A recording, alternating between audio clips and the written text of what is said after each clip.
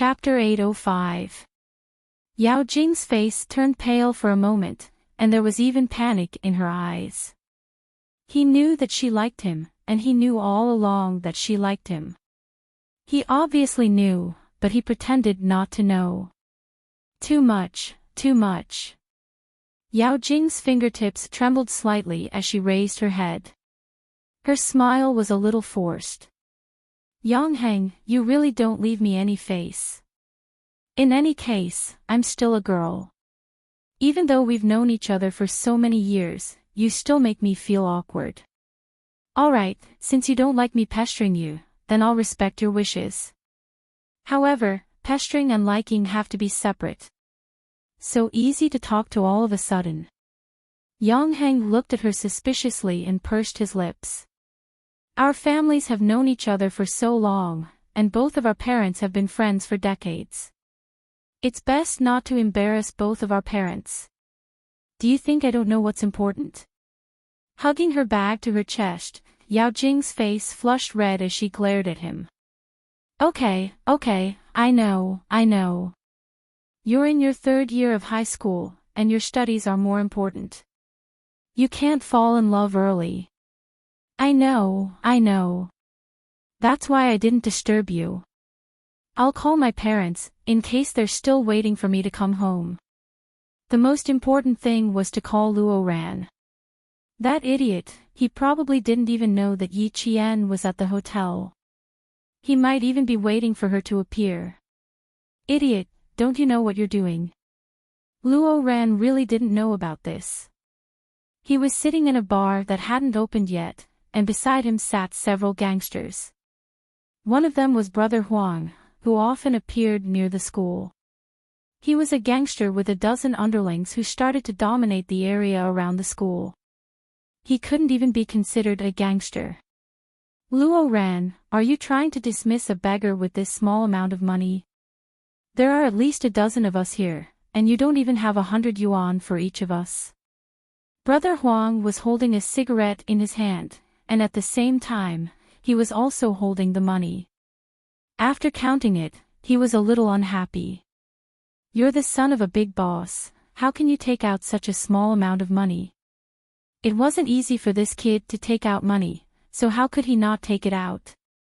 He said that he didn't like the money, but he had no intention of letting go of the money in his hand. Luo Ran replied angrily, forget it if you can't do it. I'll fucking find someone else. Do we need more than 10 of you to teach a little girl a lesson?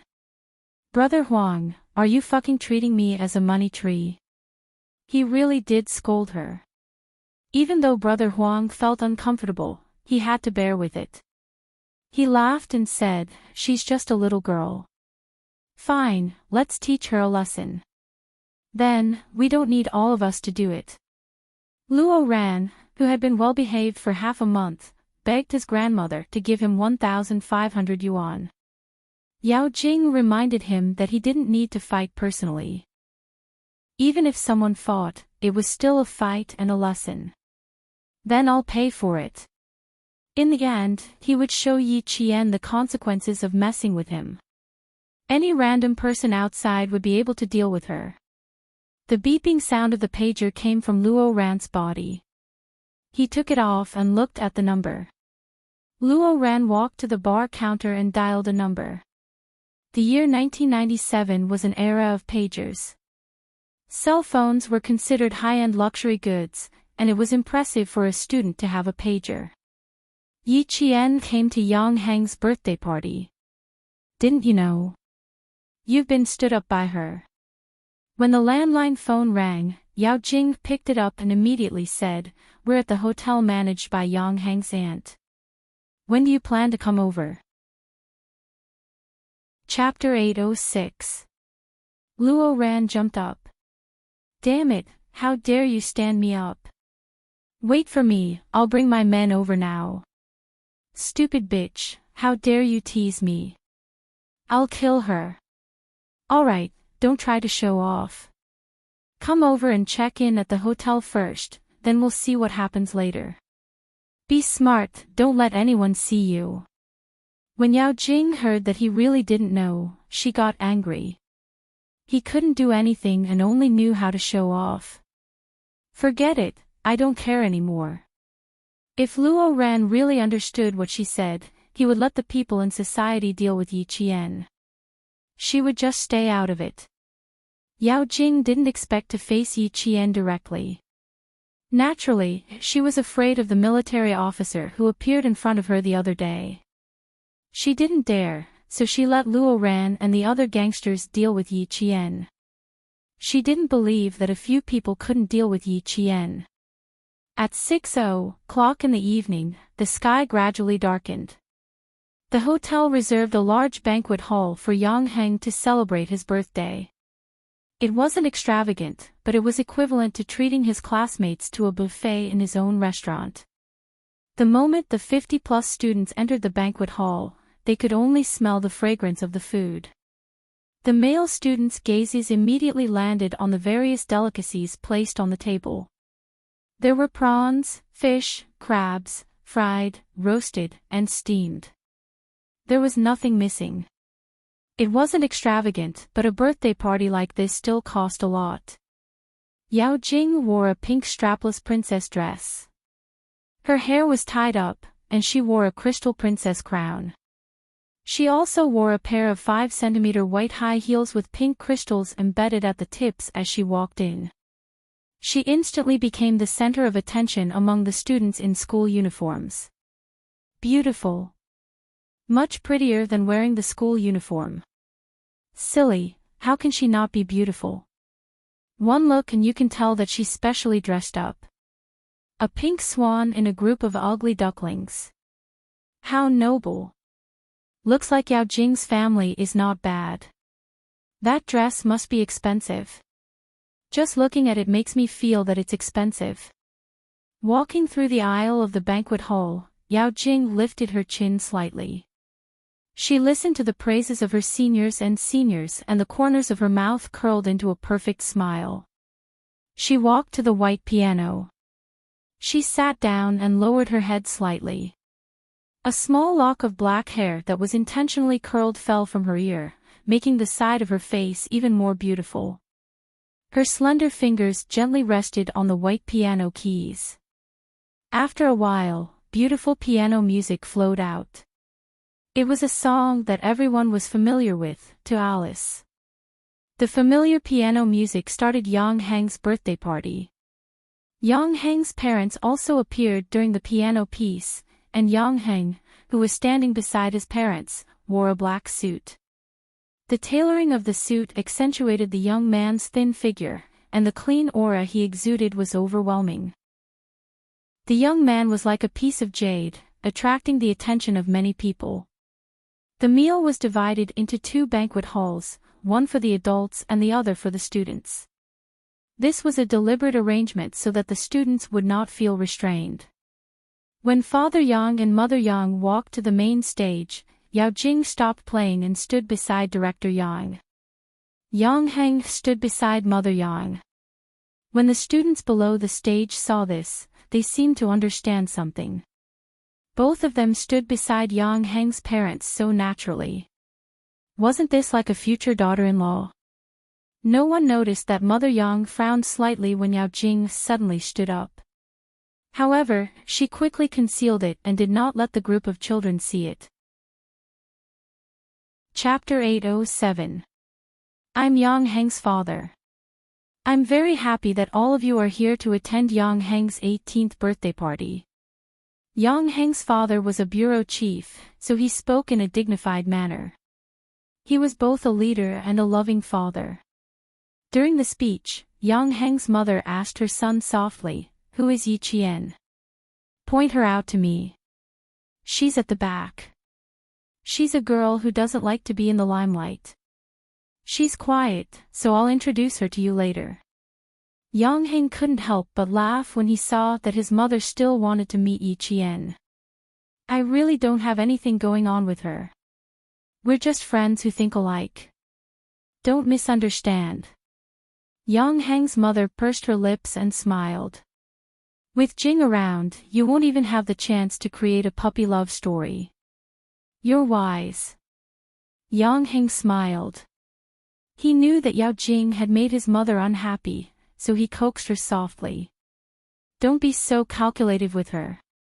Just mention it to Uncle Yao later. Yang Heng's mother still had a smile on her face, but her tone was cold.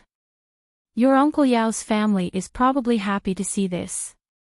Just now, during the party, he intentionally or unintentionally revealed that you're close with Jing. What's there to be angry about? Boys are said to be romantic, but girls are said to have no self-respect. I'm not close to Yao Jing, but after some time, those who pay attention to our family will be able to tell. Yang Heng's mother came from a scholarly family, so she was a stickler for rules. She wasn't happy with Yao Jing's behavior. In junior high, Yao Jing forced a girl to drop out of school. There were rumors that it was related to Yang Heng, so Yang Heng's mother did a private investigation and found the girl. She confirmed that she was indeed related to Yang Heng. However, because the girl attended a school party with Yang Heng, Yao Jing held a grudge against her. After that, Yang Heng's mother had a knot in her heart. She reminded Yang Heng to keep a distance from Yao Jing. At the same time, she even moved her family away to avoid trouble. The Yang family didn't express their attitude, and the Yao family didn't say anything either. They just got along like this, so they thought that the two families would continue to get along well. The mother and son spoke softly. Chief Yang didn't talk for too long. It was only a matter of 2 minutes before he passed the topic to Mother Yang. Mother Yang's words were gentle and clear. She could be compared to an announcer. She said simply and happily, "It's fine as long as you have fun. You're an adult after 18 years old. As parents, we can't control you like children. Have fun today. If you need anything, you can look for me and the staff at any time." The parents' open-minded attitude made the students who came to the birthday party relax. When Yang Heng spoke, he was even more straightforward. Eat and drink well. Sleep well at night. Also, the brothers in our class who want to play darts with Yi Qian, you guys need to eat more. Only then will you have the strength to play against Yi Qian. The smile on Yao Jing's face deepened. So Yi Qian was invited here to compete with her senior brothers. Yang Heng did not specially invite him. That's more like it. Otherwise, she would have talked to Auntie Song tonight and let her and Yi Qian have to bear the consequences. The buffet was a relaxing meal. As they ate, they watched the programs organized by the third-grade students. Yang Heng's birthday party wasn't a high-class event, but it was exceptionally lively. Chapter 808. Mom, this is Yi Qian. She's famous in our school, a genius. During the meal, Yang Heng brought Mother Yang to Yi Qian's table and introduced her to the girls.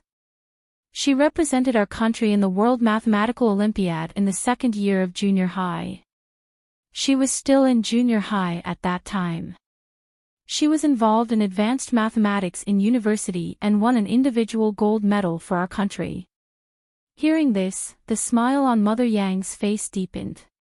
This little girl also looked fresh and refreshing.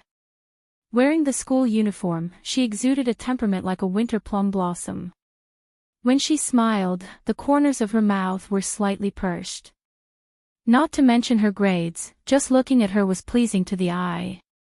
Good, good, good. You went abroad to win glory. You're really a good girl and a good student. Your parents must be proud of you. Mother Yang praised her sincerely.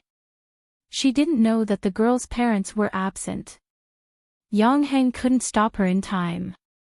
The girls sitting at the same table looked a little awkward. They all looked at Yi Qian.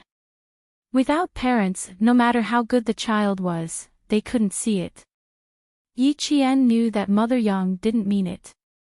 He smiled calmly and naturally. Thank you, Auntie. Yang Heng is the same. He's very good in school and is a role model for us. The girls heaved a sigh of relief. Yang Heng also heaved a sigh of relief.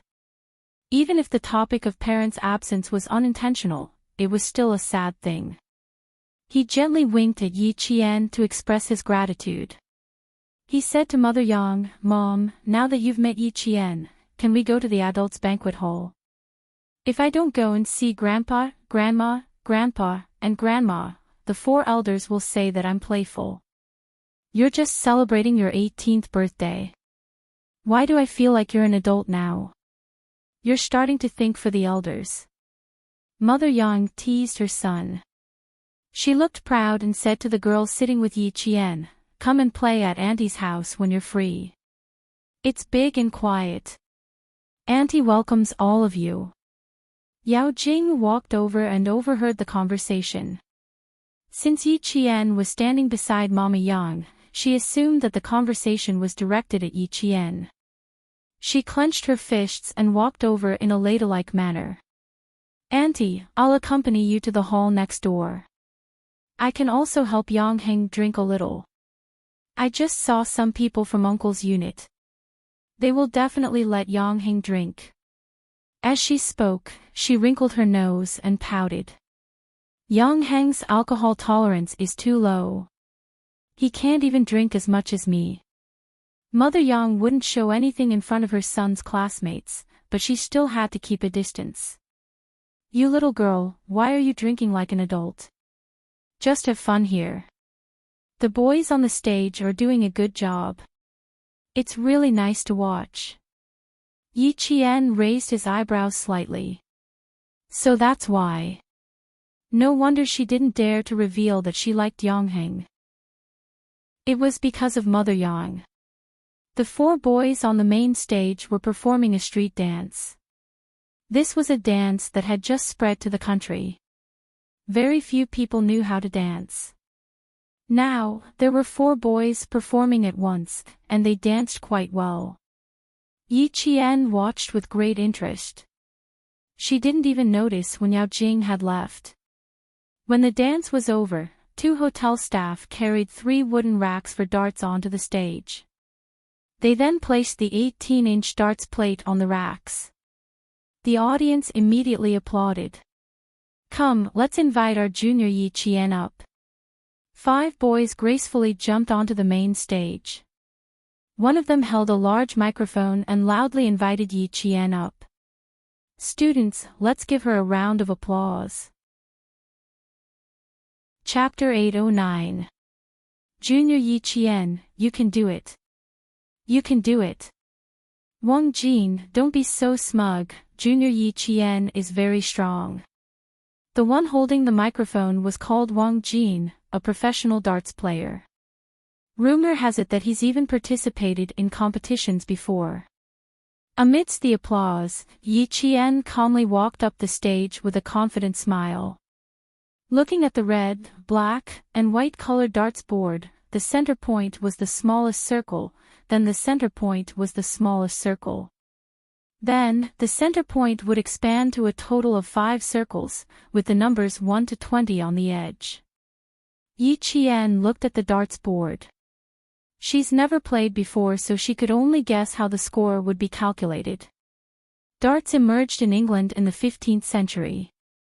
In the 30s, darts became more and more professional, appearing in professional associations and competitions. The few of us were led by me, and we played together for a few years. Wang Jingxian introduced the origin of darts. It was obvious that he respected this sport very much. The points area, double area, triple area, outer circle center, and inner circle center were all introduced in great detail. Since this was related to the score, it's only natural to go into detail. You're saying that the innermost dot is not the highest score, and the highest score is in the triple zone of the inner iron ball's 20 points. Yi Jian realized that her guess was wrong after listening to Zhang Xian's explanation. Wang Jin nodded with a smile. Those who haven't played darts before all think the center point is the highest score. In fact, the true highest score is in the triple area of the inner circle. The spectating students all let out a long "oh" sound. Not only did Yi Qian not know this, many of the students didn't know either. It sounds very good. I didn't expect Wang Jin and the others to be so professional.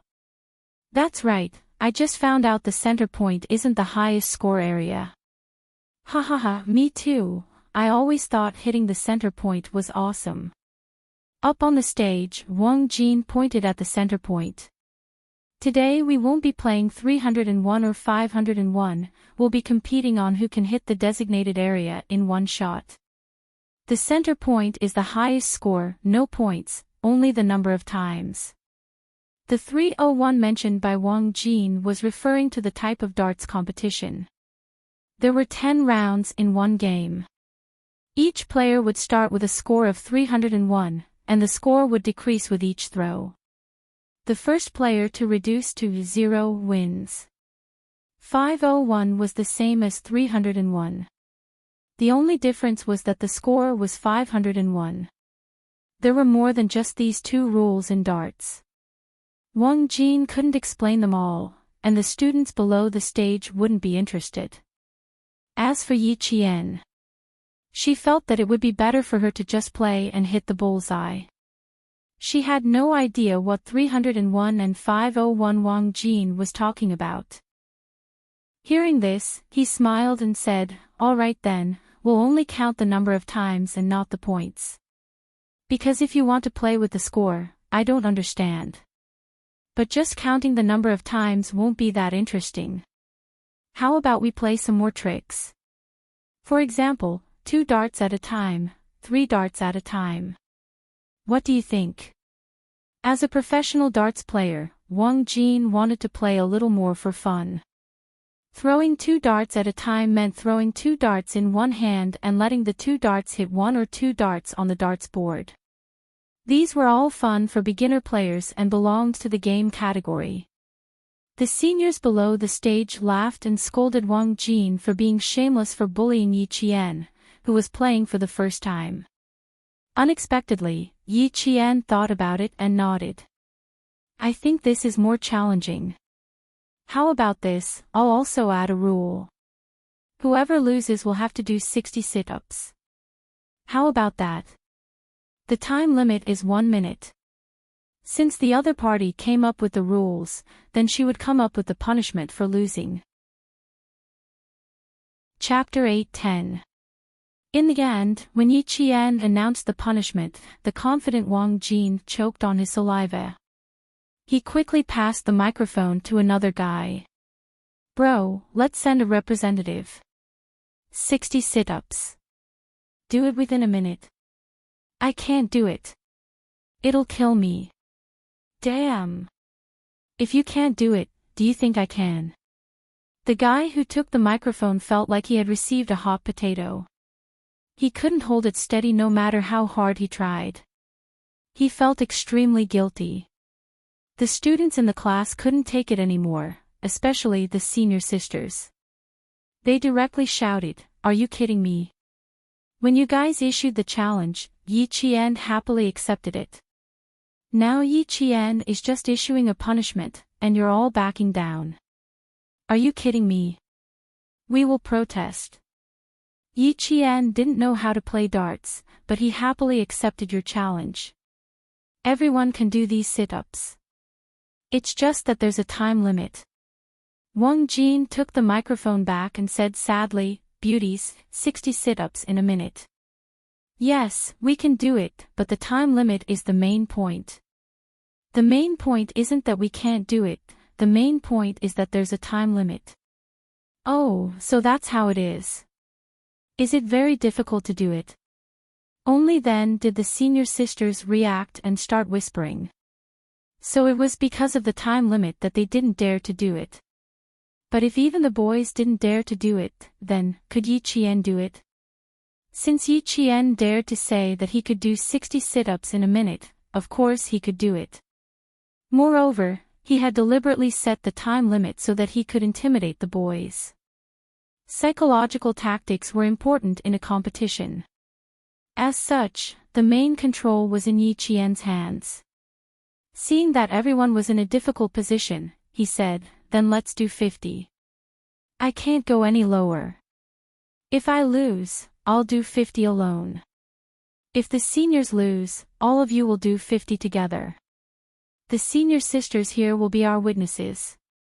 Since he had already said that, how could Wang Jin and the other 4 boys say that it was difficult? Even if it was difficult, they could only brace themselves and accept the punishment. Junior sister Yi Qian, this move of yours caught us off guard.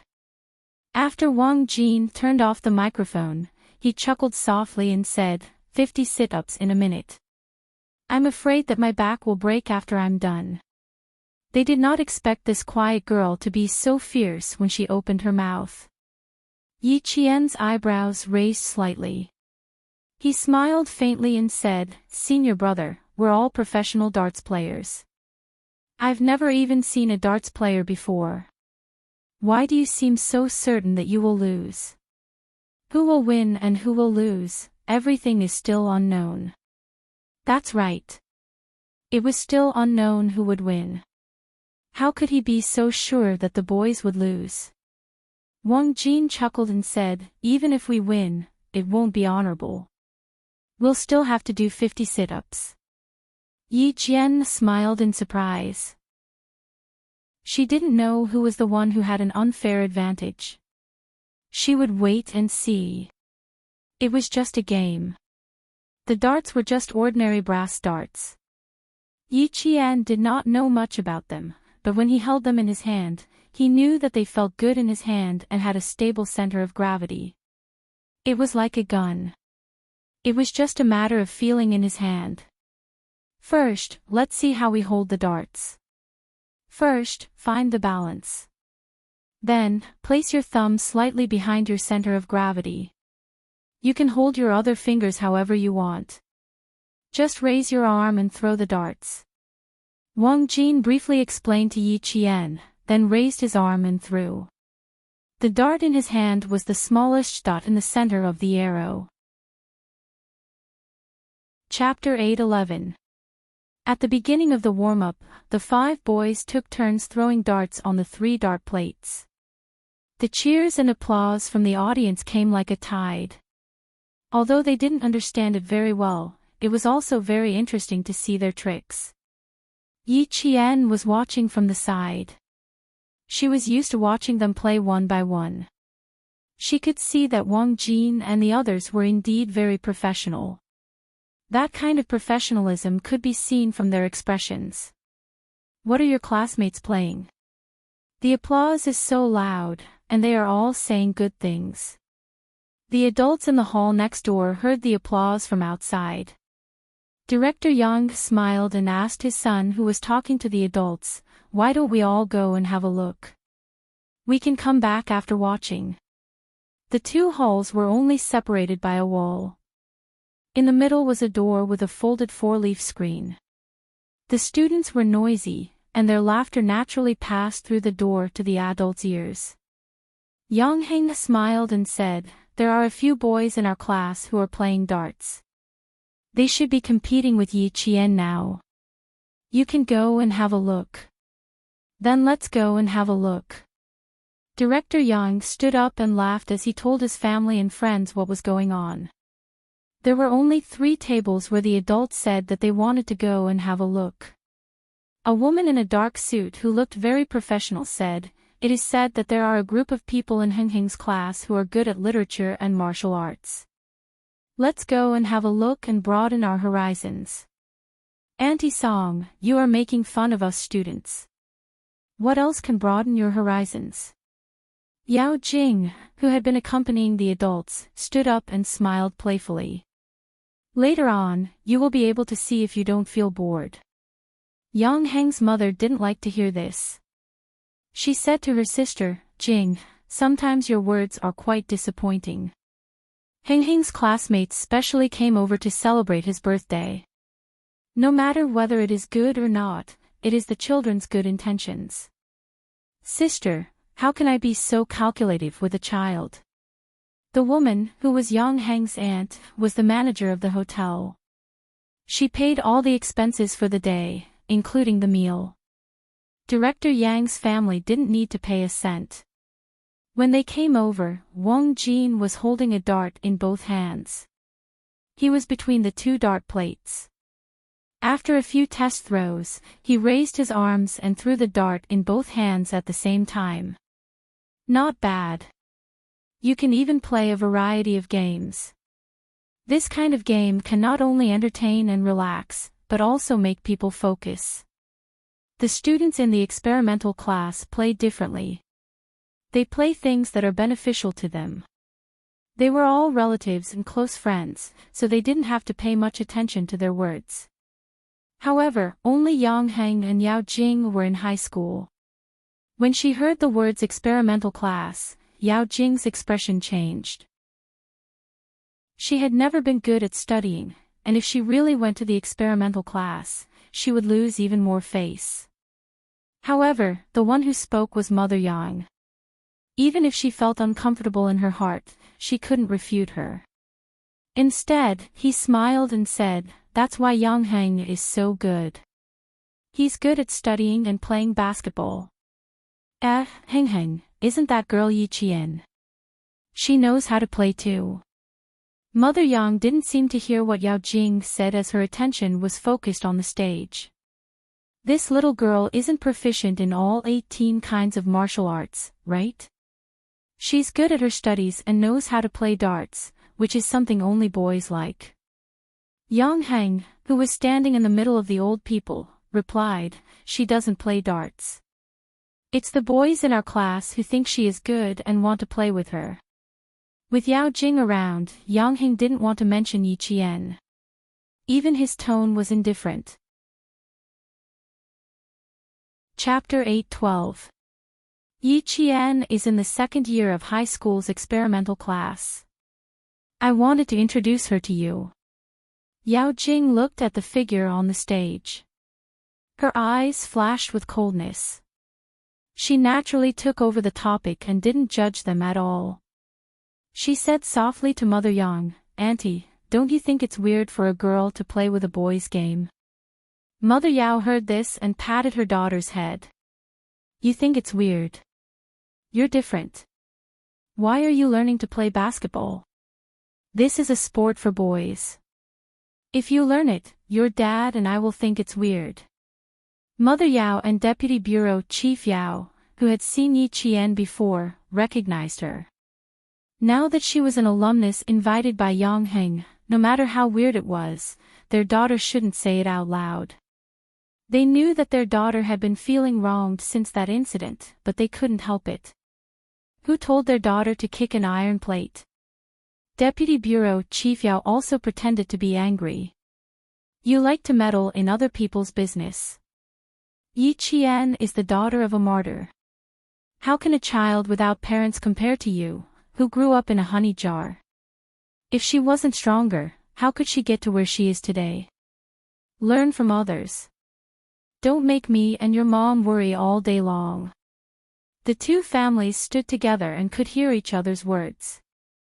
Mother Yang's heart was not calm at this moment. Yi Qian was the daughter of a martyr. Her parents were no longer alive. She just said to the child, "Your parents must be proud of you." Didn't she hurt the poor child? If the Yao family didn't say it, she wouldn't have known.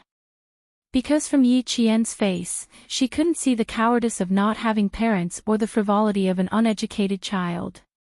He gave her the feeling that he was steady and had his own opinions. After the game, she must apologize in person. She couldn't think that it was just an unintentional action and just let it go. Yao Jing, who let her parents take turns to scold her, kept acting like a spoiled child. Yi Qian stood 37 meters away and picked up a dart with one hand. In his mind, he recalled how they played darts just now. The tip of the dart needs to be slightly pointed upwards to stabilize the dart. That's right, the best way to play with darts is to hold the dart with 3 fingers. In that case, she would also try to hold the dart with 3 fingers. As for the principle, she would only know the difference between holding the dart with 3 fingers and holding it with multiple fingers after throwing the dart. Yi Qian, come on, come on. Come on, come on. Defeat them. The applause and cheers were extraordinarily loud. Yi Qian smiled and turned around to give them an okay sign. Her eyes were as clear as water. When she looked back and smiled, her beautiful face was like a magnolia with multiple petals. She was so clean that even adults would find her beautiful. This child was extraordinarily beautiful. Yang Heng's aunt, Chief Song, exclaimed, "Clean, really clean. Such a beautiful child is so clean. She looks so much better than the celebrities on TV." The moment the dart was thrown, Yi Qian understood why Wang Jin had 3 fingers, while the other 4 boys had multiple fingers. Multiple fingers allowed for better control when accelerating, but it would be difficult to release the dart. Naturally, the fingers would be slower. On the other hand, 3 fingers allowed for unstable acceleration, but released the dart quickly. If this was a competition, this was equivalent to buying time for oneself. The tip of the dart did not hit the smallest dot, but it was still pretty good. It hit the second dot. 1, 2, 3, 4, 5. Oh, it didn't drop, it didn't drop. Yi Qian, come on, come on. You're amazing. You're amazing. According to the 5-second rule, the dart had to be on the dartboard for at least 5 times. If it dropped, it would be considered a loss. Chapter 8:13.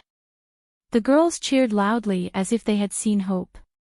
Wang Jin and the others looked at each other. Was this luck or skill? Did he hit it as soon as he went up?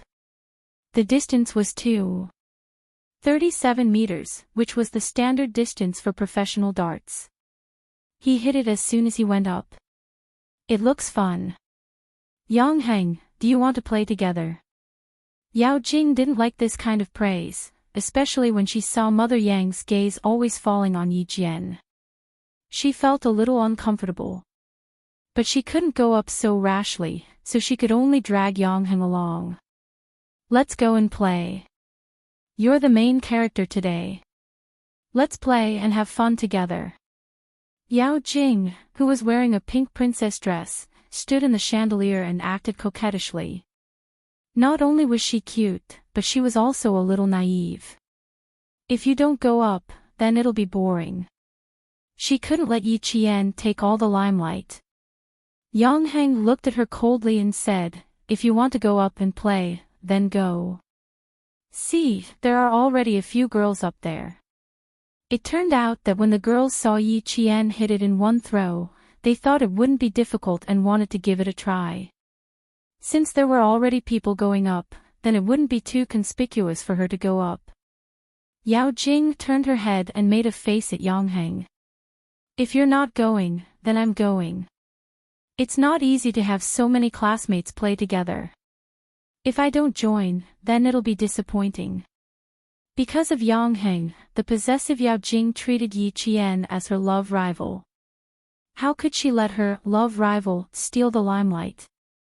On the stage, Yi Qian stood at the starting point where Wang Jin and the others threw their darts.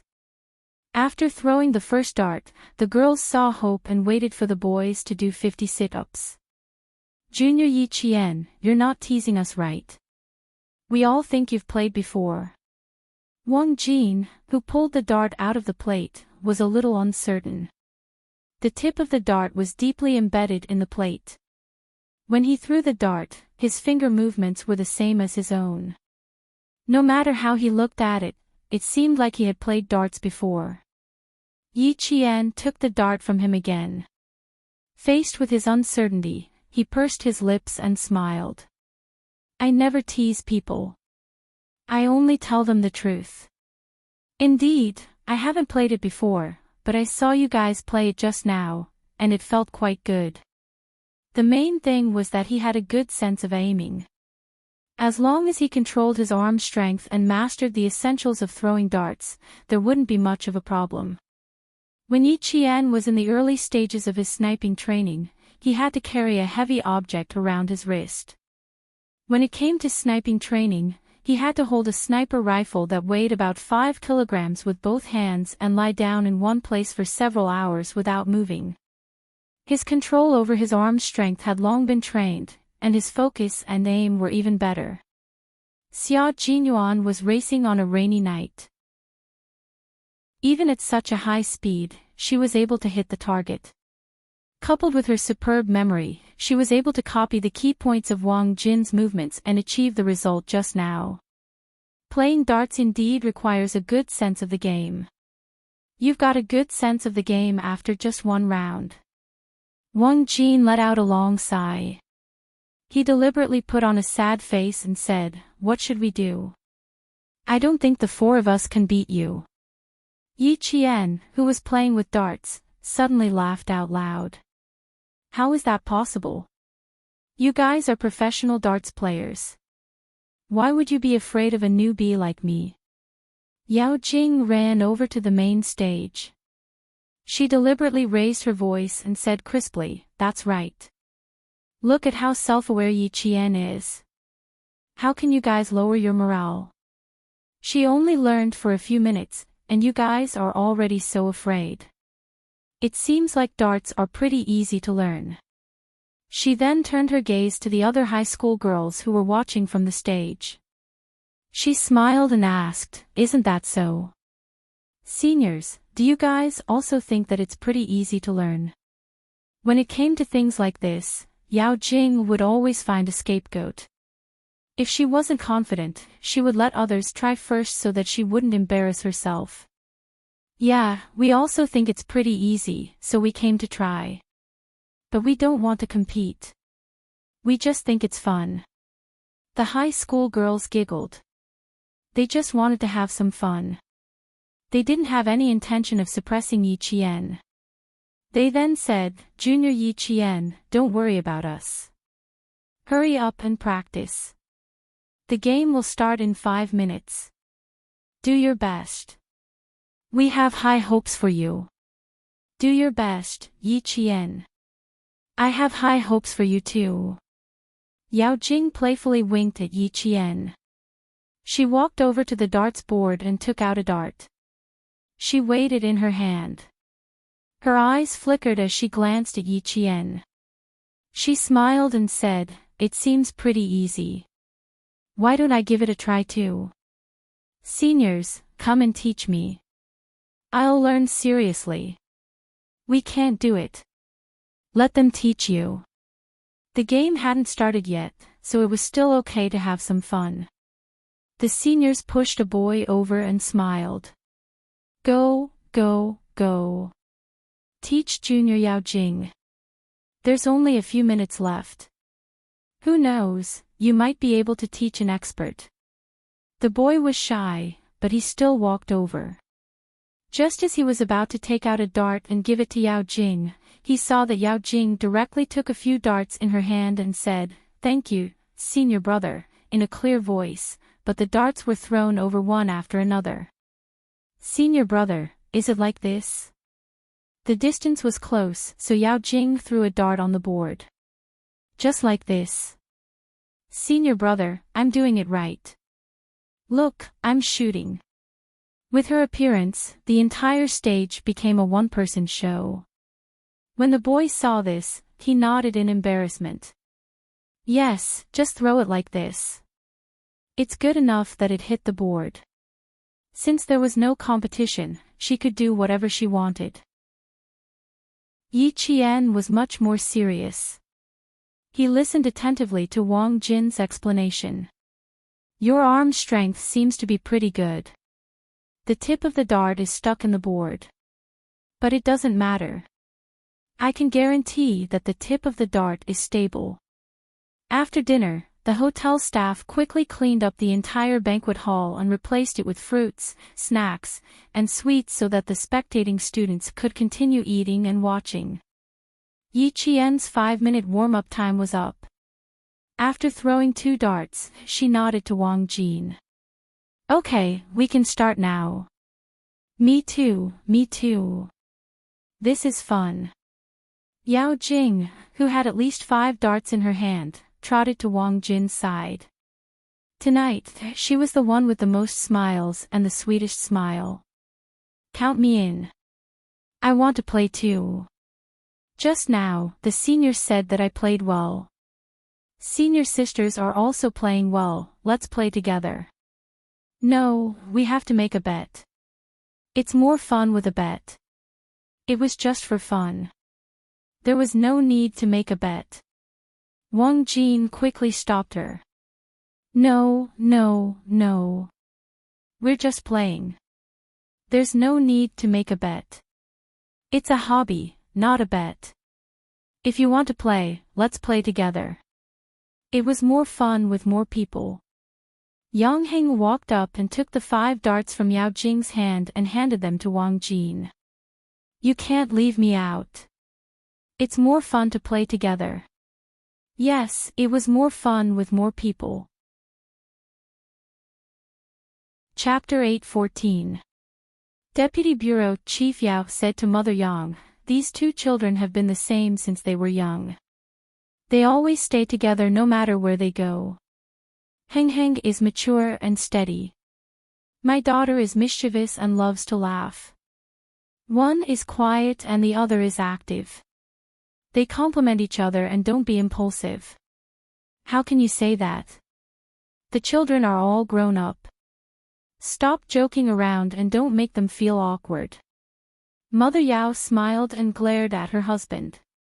She said to Mother Yang, Huiying, old Yao doesn't know how to talk.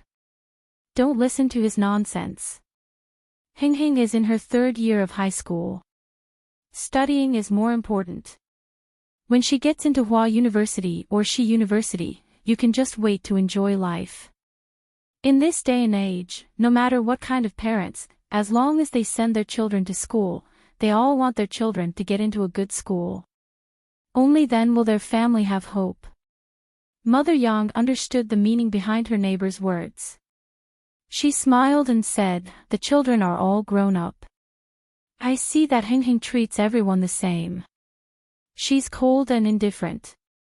I don't know who she takes after. One is quiet and the other is active. They complement each other and don't be impulsive. What's wrong with old Yao's family? The children are only in high school. Why do they act like their daughter can't get married? No matter how anxious they are, they shouldn't be this anxious. Could it be that there's something else? Yes, the children are all grown up. They don't belong to us anymore. Mother Yao nodded as if she was speaking from the bottom of her heart. She then looked at her daughter who was wearing a pink princess dress. She was especially dazzling among a group of students in school uniforms. Even Yi Jian could not steal her daughter's limelight. However, Yi Qian did have some tricks up her sleeve. She got to know Yang Heng within 2 months of coming to school. Their relationship was so close that she even attended his birthday party. She had so many tricks up her sleeve at such a young age. She was able to make Jing Jing suffer in her hands without saying a word. Mother Yao's gaze slid past Yi Qian's face. Her thoughts weren't just a little bit. Although the Yang family didn't interfere with Yang Heng's friends outside, Yi Qian, who didn't have any family background, would have some prejudice. So, either she came here on her own accord, or Yang Heng played with her. Maybe they were just ordinary friends. She had to take a closer look to see how Yang Heng treated Yi Qian. She also had to see if Yi Qian harbored any ill intentions towards Yang Heng. After pondering for a while, Mother Yao looked at her little princess dotingly and said with a smile, Jingjing really likes to join in the fun wherever she goes. I don't know if she knows how to play. Huiying, let's go and have a look. Mama Yang's surname was Song, and her name was Huiying. Hearing this, she smiled and said, sure, let's go take a look together.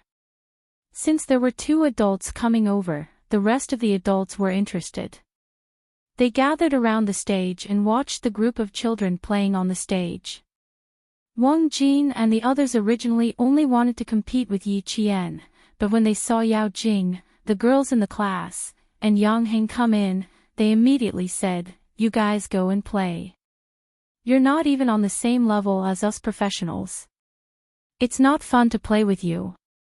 Are you looking down on us? Senior, I was having a good time just now. Yao Jing pursed her lips and pulled Yang Heng aside, saying, let's play together.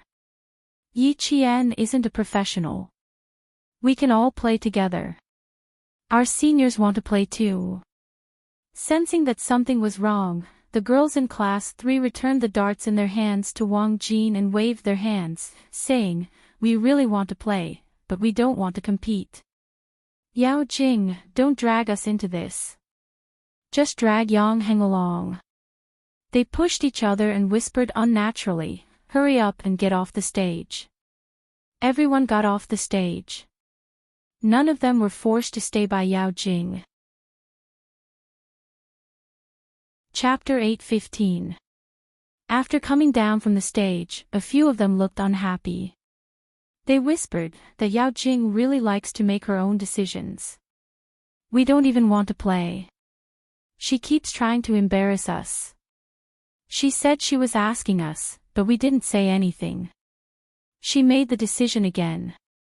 What kind of person is she? I hate people like her the most. What a great model. I really thought she was cute. Forget it, let's not talk about it. Let's see what they'll do. I wonder how Yi Qian is doing. It's so boring to meet such a troublemaker. As they spoke, they looked over at Yi Qian. Seeing that he was trying out the darts for himself and didn't even look at Yao Jing, they couldn't help but smile. I think Yi Qian didn't even notice her. What's there to notice if she's not good enough? If it were me, I wouldn't bother to look either. The girls giggled and whispered, but they didn't know that although Yi Qian didn't pay attention to Yao Jing, he saw her little actions. She just wanted to compete with her, but she was too cautious and didn't want to embarrass herself. She wanted to drag Yang Heng down as well, but she was afraid that it would be too obvious, so she dragged her seniors who were playing darts down as well. She wanted to do it naturally without causing any disgust. But girls were all petty. Yao Jing's actions had already made her seniors disgusted.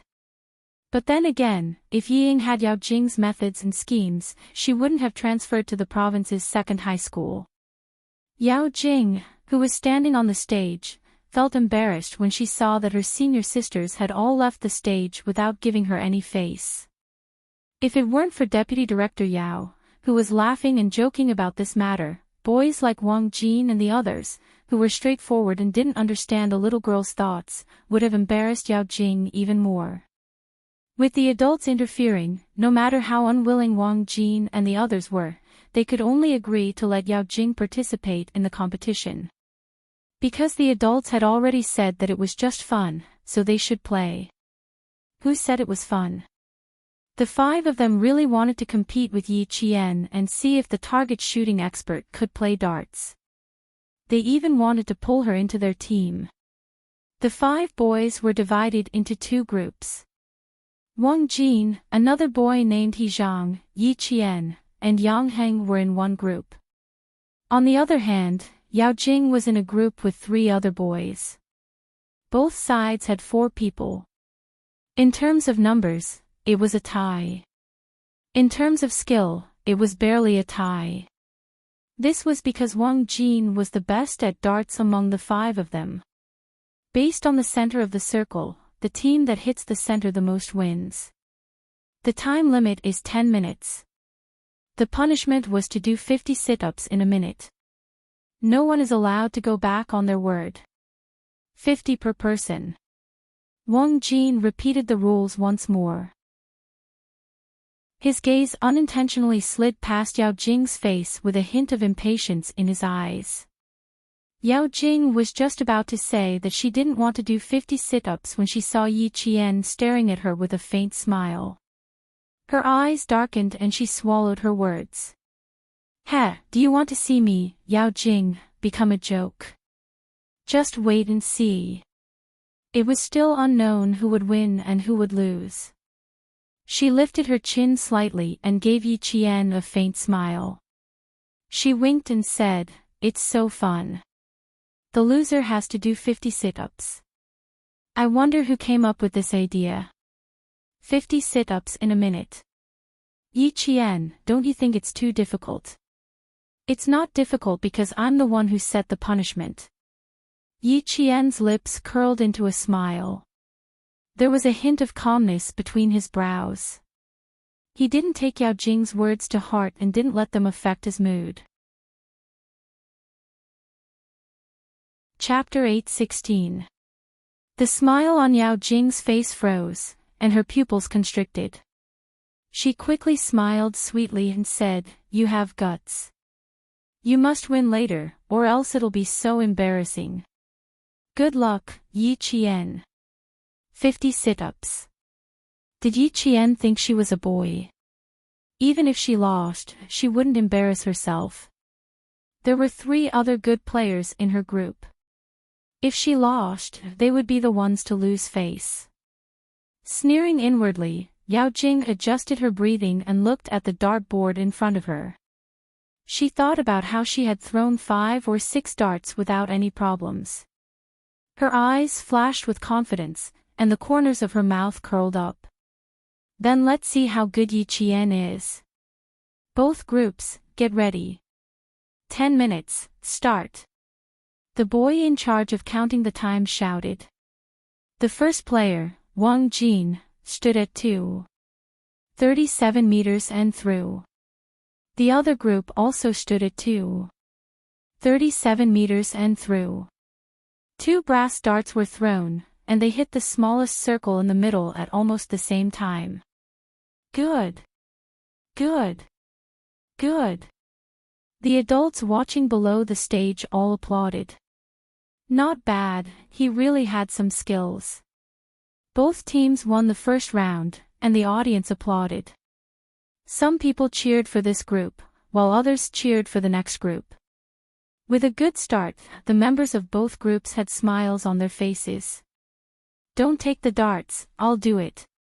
The boy in the second position reminded the player in front of him that a circle could hit 2 or 3 darts. After the first position threw, he immediately let the next player take over.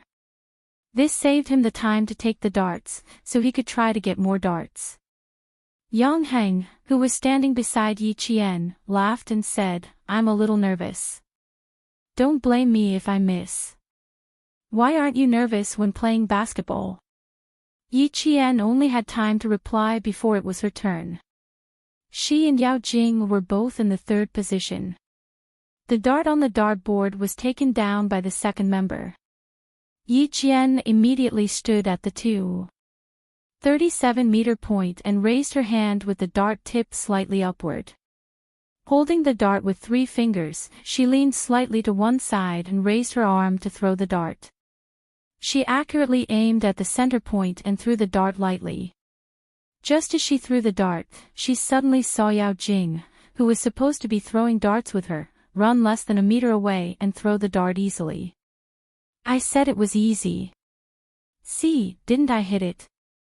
Yao Jing pulled the dart out of the circle, turned around, and smiled brightly. "You don't even dare to play such a simple game. I haven't learned from Yi Qian, and I hit the circle." The situation was not just a little bit awkward, but she had also run so close to the dart. She must be here to cause trouble. The 3 boys in Yao Jing's group were dumbfounded. Running so close to her to throw the darts, was she really dumb or was she pretending to be dumb? She couldn't be here to make others laugh, right? The applause did not stop because of Yao Jing. It was all for Yi Qian, especially the girls. Their voices were so loud that the boys beside them had to cover their ears. "Yi Qian, you can do it, you can do it. Come on, punish them with 50 sit-ups." No one paid attention to Yao Jing, and no one reminded her if she was wrong. Now that it was Yang Heng's turn, everyone's eyes were glued to him, afraid that they would miss the best moment. Yang Heng was the 4th player. Yi Qian dodged, and he immediately threw the dart. The dart fell to the ground, and the students in the class laughed. "Our slam dunk master is good at basketball. Even the teacher said it was good. Forget about the darts. Chapter 8:17. I'm not good enough. I'm just giving it a try. Yang Heng stood on the stage with a handsome smile. I'm just here to make up the numbers. I'm not competing. Yang Heng wasn't angry at the students' teasing. He didn't know how to throw darts, but he saw Yao Jing causing trouble on the stage. He had no choice but to go on stage and suppress her to prevent her from being too arrogant. From the beginning, she had been targeting Yi Qian. She thought she had done it flawlessly, but in reality, anyone who paid a little attention could see that she was targeting Yi Qian. If even Wang Jin could see it, how could the other students not see it? He knew Yao Jing very well. When she realized that she was the one who had embarrassed herself, and Yi Qian had won all the way, she would hate Yi Qian even more. Then, she would be more careful and target Yi Qian even more. She would only have scruples if he stood on the stage to keep her in check. Yang Heng's self-teasing made the students of grade 12 class 1 laugh. Even though he had lost openly and honestly. It made it even more obvious that he was a true boy. Holding a dart in her hand, Yao Jing, who was standing in the trajectory of the dart, didn't react in time. She stood still and blocked the dartboard, successfully slowing down the fourth dart thrower in her group. Not only did she make a fool of herself, she also made a fool of her teammates.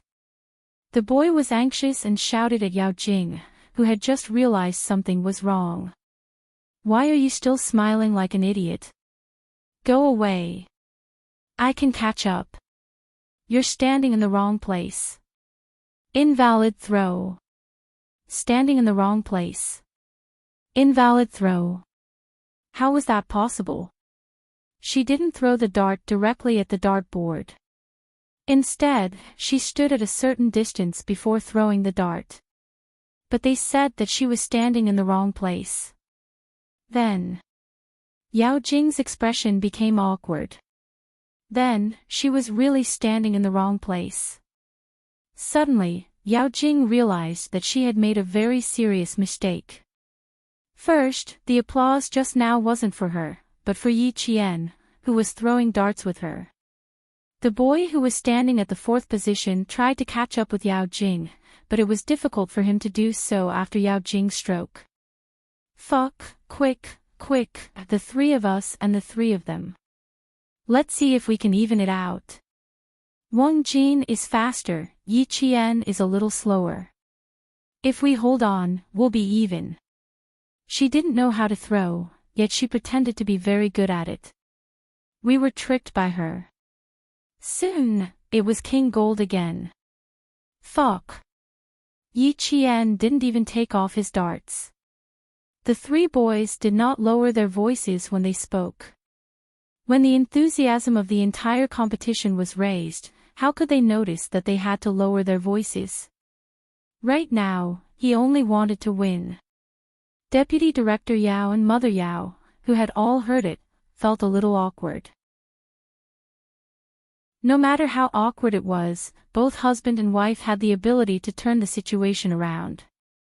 Mother Yao sighed and helplessly said to Mother Yang, "This girl is making trouble again. Other people are having a serious competition, but she's just going up to liven up the atmosphere so easily." As parents, they always had to take care of their children. Mother Yang could understand, but she couldn't let her children be so indulgent. When it was time to say something, she still had to say something.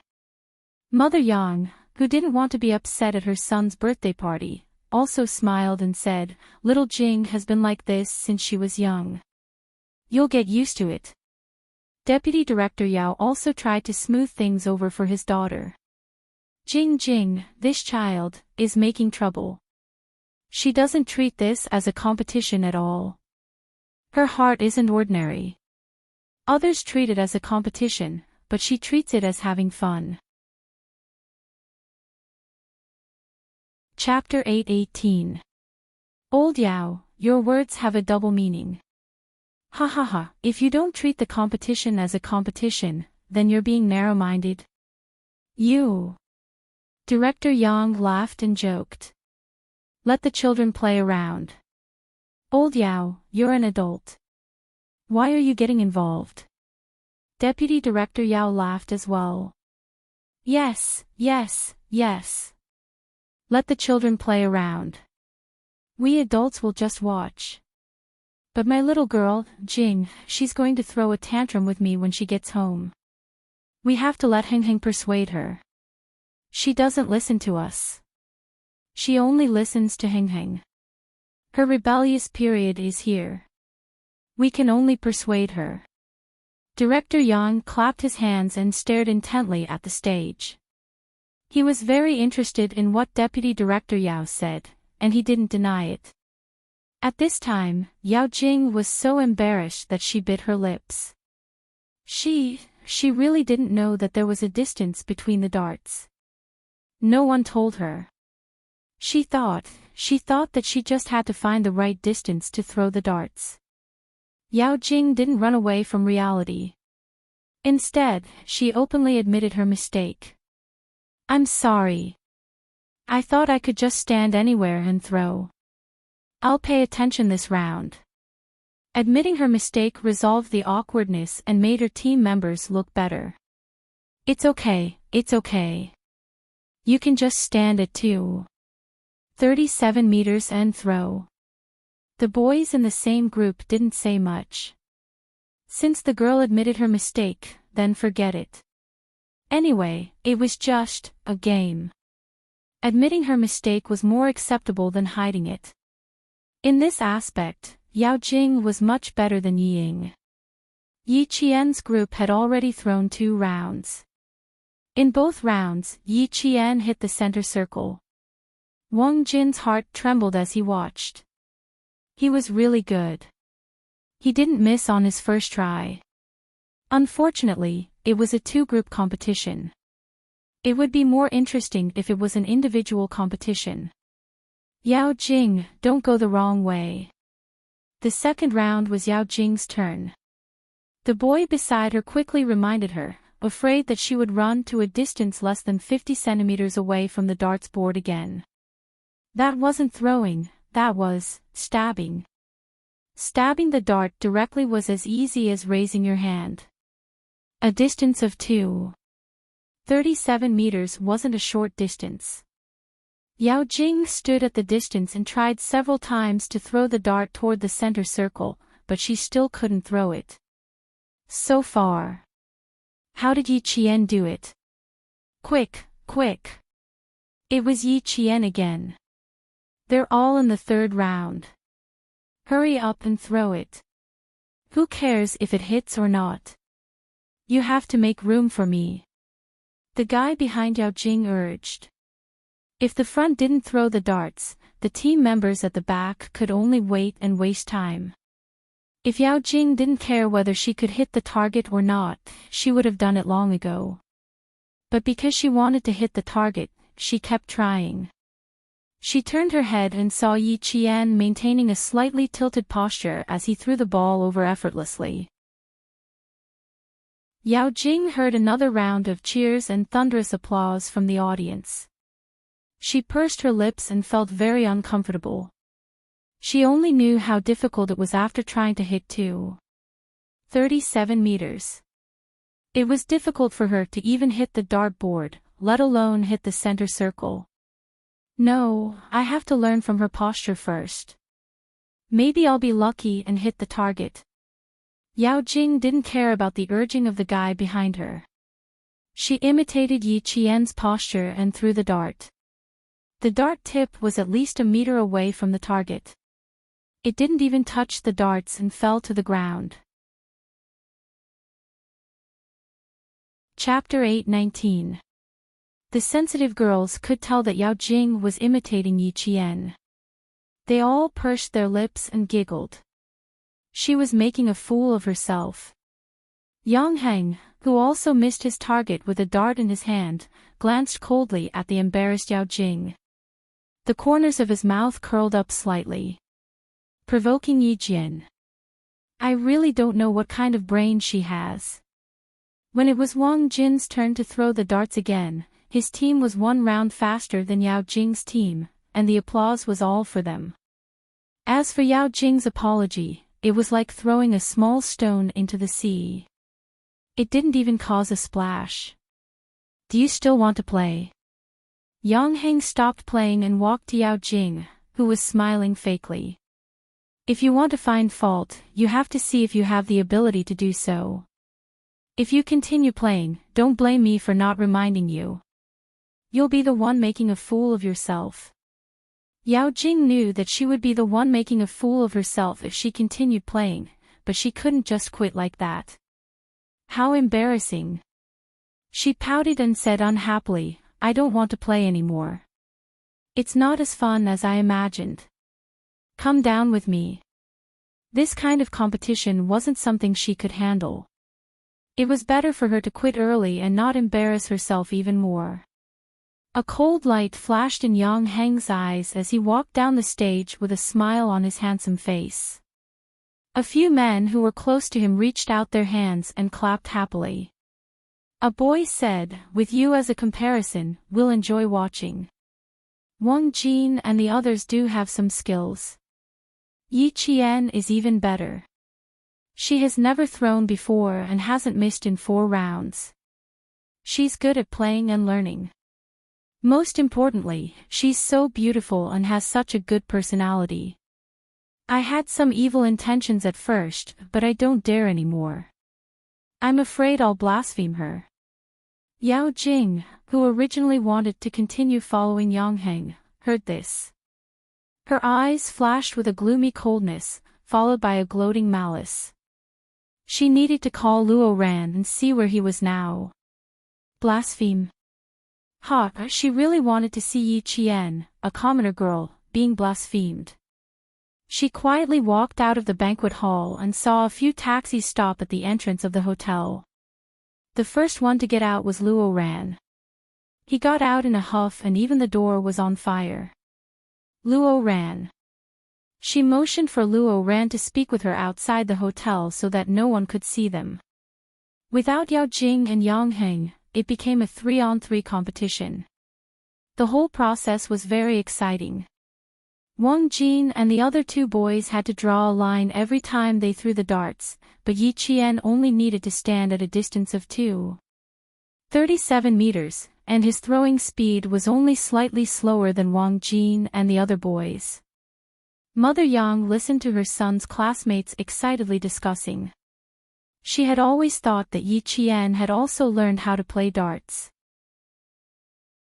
Only now did she realize that Yi Qian had only learned it for a while. She said in surprise, this child is really good at both civil and martial arts. Maybe it's because I grew up in the army, so I'm familiar with these boys' games. Compared to the smile on Mother Yang's face, the smile on Mother Yao's face was much lighter. When her daughter came down from the stage, the smile on her face disappeared. Originally, her daughter was the most outstanding one. Who would have thought that she would be suppressed by Yi Qian again and successfully attract the attention of the Yang family? Her methods were so high that it made her, an adult, tremble. She said, it's not good for a girl to be too outstanding. For families like yours and mine, the most important thing is character. Chapter 820.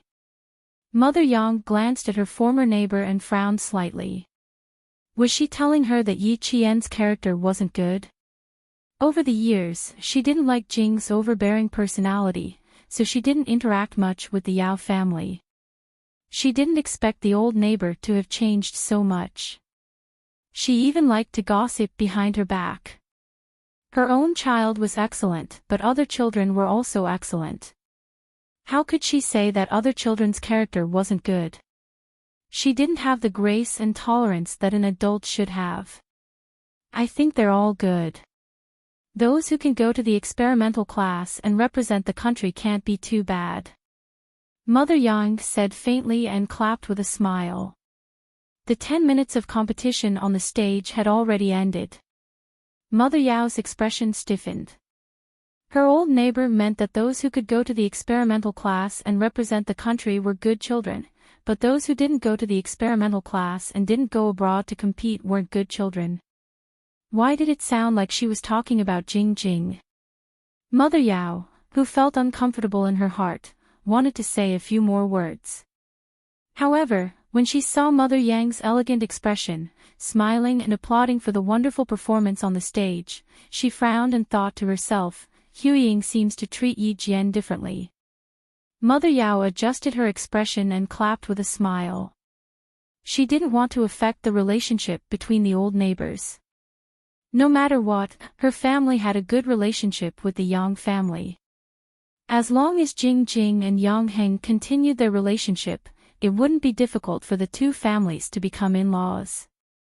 How could the picky Mother Yang take a fancy to a girl who had suddenly appeared out of nowhere? For Yi Qian, she didn't care about other people's opinions when she was reborn. Especially for an adult like Mother Yao who was picky about other people's children, she wouldn't care. Yi Qian's team will definitely win. She only missed twice. Forget it. I think the two teams are about the same. But Li Qian's team is 2 rounds slower than Yi Qian's team. It's a bit difficult to win. While the students were discussing, Yi Qian's team did indeed win after calculating the center circle of the two teams. Based on the individual probability of hitting the center circle, Yi Jian only hit 2 fewer center circles than Wang Jin, which was the same as the other 4 boys. After careful calculation, the boys still lost. I can't believe this is your first time playing. How can the 5 of us believe such a high hit rate? Wang Jin and the other 4 looked at Yi Qian's individual score and were all in disbelief.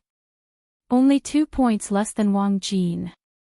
They had been practicing for a long time, but they were defeated by Yi Qian so easily. They couldn't accept it, and at the same time, their fighting spirit was ignited. Why don't we play with 2 darts and 3 darts again? Wang Jin's interest was piqued. He was reluctant to let go of his opponent. Yi Qian didn't want to play anymore. He smiled and said, I've never played darts before, but I like to play with a slingshot. It's the same hit rate. I just need to find the feeling. I can still throw a center circle. I'm afraid I won't be able to do it if I play a bigger one. How could Yi Qian, who was more thoughtful than the boys, agree? After all, it was Yang Heng's birthday party. It was Yang Heng's main venue. They played darts for the students to have fun, not for the guests to play. Chapter 8:21. Moreover, it was enough to play 1 round of this kind of competition. There was really no point in continuing to play. She said, Don't use your ultimate moves. I was sweating just now. If we continue, I can't. My legs are a little weak. Yi Jian never thought that showing weakness was a sign of cowardice. She was confident, and there was no sign of cowardice between her eyebrows. If they continued to play, it was hard to tell who would win and who would lose. 2 darts at once, 3 darts at once. She didn't know if it was 2 consecutive darts, but the targets were similar. When she was training in the desert, Uncle Jen would throw 2 objects at the same time, and they would fly over together with the sand. She had to hit both objects at once to pass the test. If it was similar, she was confident that she could beat the boys. However, there was no need to continue. Enough was enough. At this point, the girls were waiting for the boys to start doing sit-ups. Wang Jin and the other 4 reacted quickly and said, If you're willing to bet, you're willing to lose. 50 sit-ups. Come, let's do it together. They finished the 50 sit-ups happily and ended the competition perfectly. Yang Heng, who was standing next to Director Yang, smiled and said, Dad, what do you think? I told you she's good at this. It's her first time and she's already so good.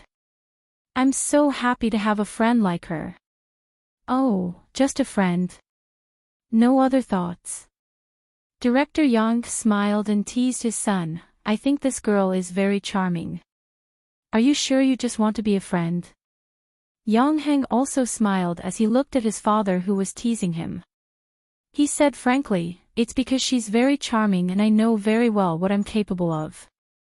That's why we're only suitable to be friends, and only friends. He wasn't belittling himself, but sometimes you have to know your limits. If you know you can't do something, then don't force it. Moreover, what's wrong with being friends? Being friends means you don't have to worry about your friend being taken away by others.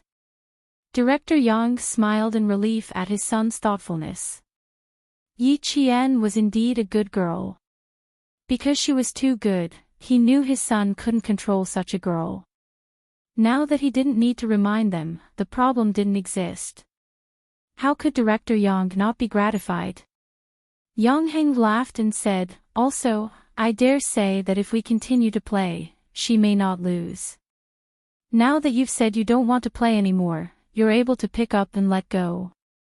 You're even bolder than the boys. He is indeed very courageous. Children these days are able to leave some face for others without batting an eyelid. It's rare. Bureau Chief Yang had been in politics for a long time, so he naturally had a good eye for people. Nodding his head with a smile, he praised, she did not waste her talent. She grew up to be so outstanding even without parents. It's very meaningful to have such a friend. Dad supports you. Everyone in politics knew the importance of connections. Yi Qian was still a student, but with her talent, she would definitely achieve great things in the future. Being friends with such a person would not only spur his son on, but also help his son in the future. But after pondering for a while, Bureau Chief Yang reminded him in a low voice, Yang Heng, you have to treat people with sincerity. Don't pretend to be nice to her. We'll be friends for life. Since we've decided on them, we have to treat them well. Although it was said that there are no lifelong friends, only lifelong interests, as long as you met the right friend, it was worth it to make friends. Chapter 822. Even if they did not work together in the future, they were once friends who treated each other wholeheartedly. I know. That's why I thought of her as a friend from the start. Also, please help me keep an eye on Uncle Yao. Yao Jing is prejudiced against her. The last sentence was what Yang Heng wanted to say. Bureau Chief Yang frowned and nodded lightly. Although he did not say anything, his nod was enough to show that he knew what was going on. Seeing that his father had nodded, Yang Heng heaved a sigh of relief. The heavy burden in his heart had finally been lifted.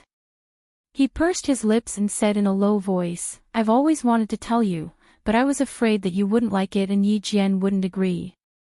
Yao Jing may look lively, but she has too many tricks up her sleeves. Just now, her tricks were so frequent that I was annoyed just by looking at them. Uncle Yao and Auntie Yao did not stop her. They even indulged her and thought that it was just a small matter. In the long run, Yao Jing's character will bring trouble to Uncle Yao's family sooner or later. The father and son spoke softly. Yao Jing, who had contacted Luo Ran, came back and complained to her parents. Her delicate face was gloomy. She knew that this was Yang Heng's birthday party, but she stole the limelight. How can there be such an annoying person like her? Mom, talk to Auntie Yao later. Don't let her be deceived by her appearance. That's enough. You were in the wrong just now, and you still have the nerve to criticize others.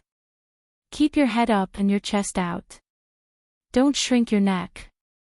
Father Yao criticized in a low voice. Yi Qian is very outstanding. You have to admit that. You have to understand that you are not as good as others.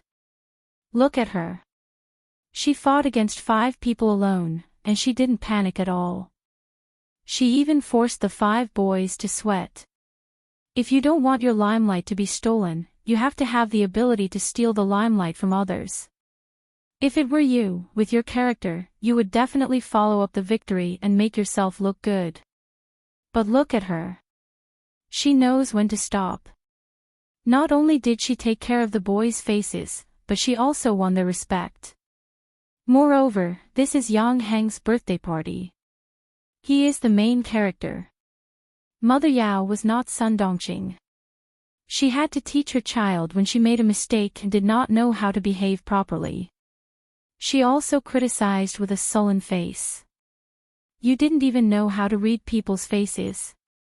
What I taught you, where did it all go? Also, your dad and I have warned you not to go against Yi Jian. And you? You think you're the host today just because your Uncle Yang and Auntie Yang smiled at you? You're stealing the limelight.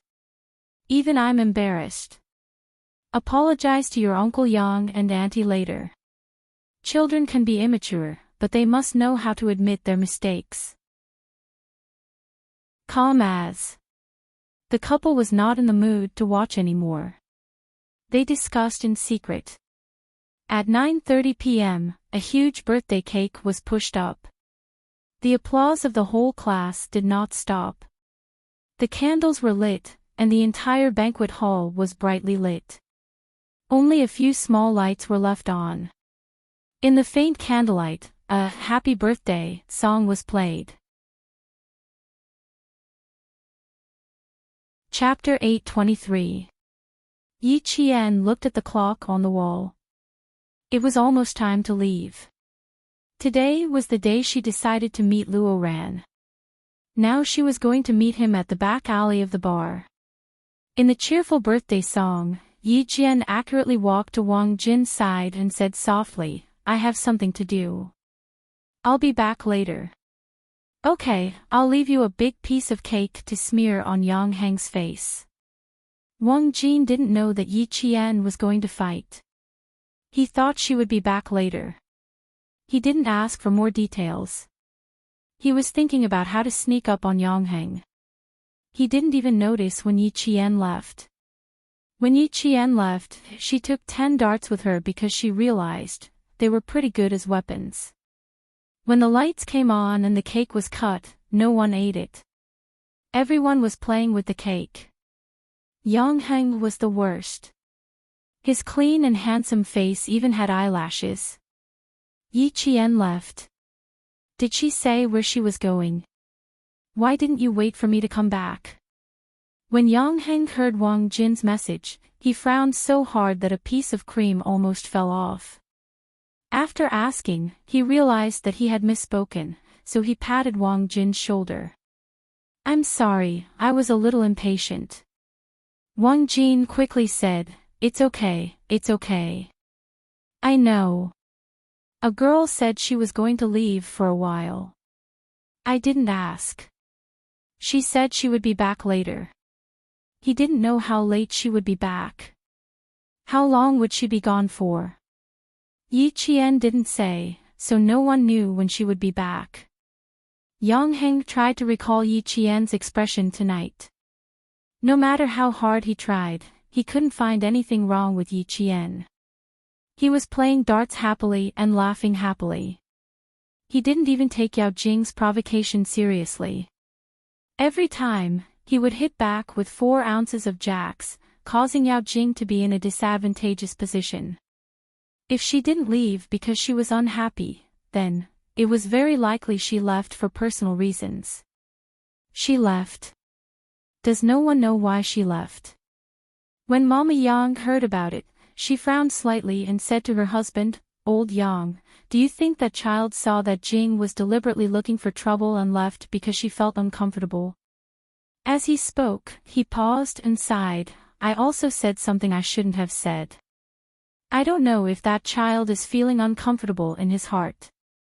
She repeated what she had said unintentionally. Yang Heng immediately said, Mom, don't worry about this. She won't take it to heart. If he still hasn't returned by the time the event ends, I'll go look for him. He shouldn't have gone too far. Perhaps he really did have some urgent matters to attend to. I think that child knows his limits. You two don't have to worry. If he doesn't come back in half an hour, I'll send someone to check. Chief Yang trusted Yi Qian quite a lot. She was a young girl who could help the police solve big cases. She was a very meticulous child. Under normal circumstances, she would not put herself in danger. He believed that she really did leave because of an urgent matter and not because she was unhappy. The city before 10 o'clock was not as lively as it would be 10 years later. At this time, there were fewer cars and people. When you walked to the side of the road, the speed of the passing cars was twice as fast as it was during the day. Yi Qian walked out of the hotel at a leisurely pace. There were a few people following behind her. Chapter 8:24. It was late at night, and a single girl was followed by a few unidentified men. Anyone who saw this would feel that something was wrong. When Yi Qian came out of the banquet hall, she saw a few men sitting on the sofa in the hotel lobby. One of them had a head of yellow hair. He was one of the men she ran into when she came back late from training last time. Brother Huang. That was what she heard someone call him. Seeing her come out, the men led by Brother Huang straightened their backs and looked at her. It was obvious that they were waiting for her. She didn't care about these people. The key person was Luo Ran, so she had to wait for him to come out. She walked out of the hotel unhurriedly and walked along the road until she reached the intersection. She waited for the traffic light to turn green. Several men who were following her stood not far away. They kept swinging something in their hands. It was a small knife that could be swung nimbly. A black car gradually came to a stop as the traffic light turned green. Yi Qian crossed the road as the traffic light turned green and arrived at the Caesar Hotel on the opposite side of the road. "Third master, look." The driver said softly, "It's the girl who left with Miss Xiao last time. She's going to the wasteland where we're going to build the club." There are two groups of people following her. Ho Zi, who had just finished a business meeting and was a little drunk, narrowed his eyes and looked at the few people following her. He said calmly, "These people aren't enough to be her appetizers. Send a few of them to keep an eye on her. If there's anything, help her clean up the scene. Don't leave any traces." Not only was the little girl good at fighting, but she was also good with guns. It was a pity that he had never seen her before. It was all from their school. Even Commander-in-Chief Xia didn't stop her. As long as nothing happened in the future, it wouldn't be a problem for her to become Family Xia's daughter-in-law. Since that was the case, he would naturally take care of her as much as he could. Besides, he wanted the little girl to call him Brother Z. She even called him Brother Z.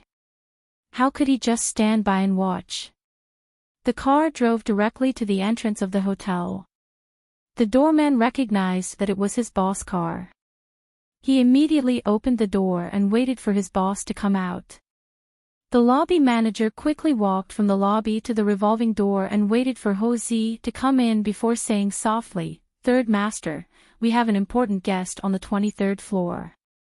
He softly said a name, but before he could finish his sentence, a tall figure appeared outside the revolving door. "I don't know when he left. He's behind you now." After the lobby manager finished speaking, he folded his hands in front of his lower abdomen and retreated to the side. Ho Zi turned around and suppressed the smell of alcohol in his stomach. Looking at the man who came in, Dan Feng's eyes were full of smiles. The smile on his handsome face came from the bottom of his heart. Even though there was a hint of vicissitudes in the corners of his eyes, it didn't affect his handsomeness at all. "No wonder Wei said that Nan province has become your second home. You come back here every few days and spend your pitiful holidays on dating. Be careful that the old lady at home will be angry." He joked. Gradually, there was a hint of sadness in his eyes. He raised his hand and directly hooked the shoulder of the man who was admiring his drunkenness with interest. Even his happy smile had a hint of sadness. Your sister has something to do. Help me persuade her. Today, she suddenly said that she wants to break up with me. I'm fucking dumbfounded. Break up? Fuck. She's the only woman I've had for 17 years. Why should she break up with me? Chapter 825. I support my sister's decision to break up with you. My sister's first love is back. He's also single and a world-class architect. He's not any worse than you, Brother Z. Xia Jinyuan smiled faintly. He went to the school to look for Yi Qian but couldn't contact Yi Qian. He wasn't in the mood to comfort a broken-hearted old man. He was called an old man by Little Fox when he was 20 years old.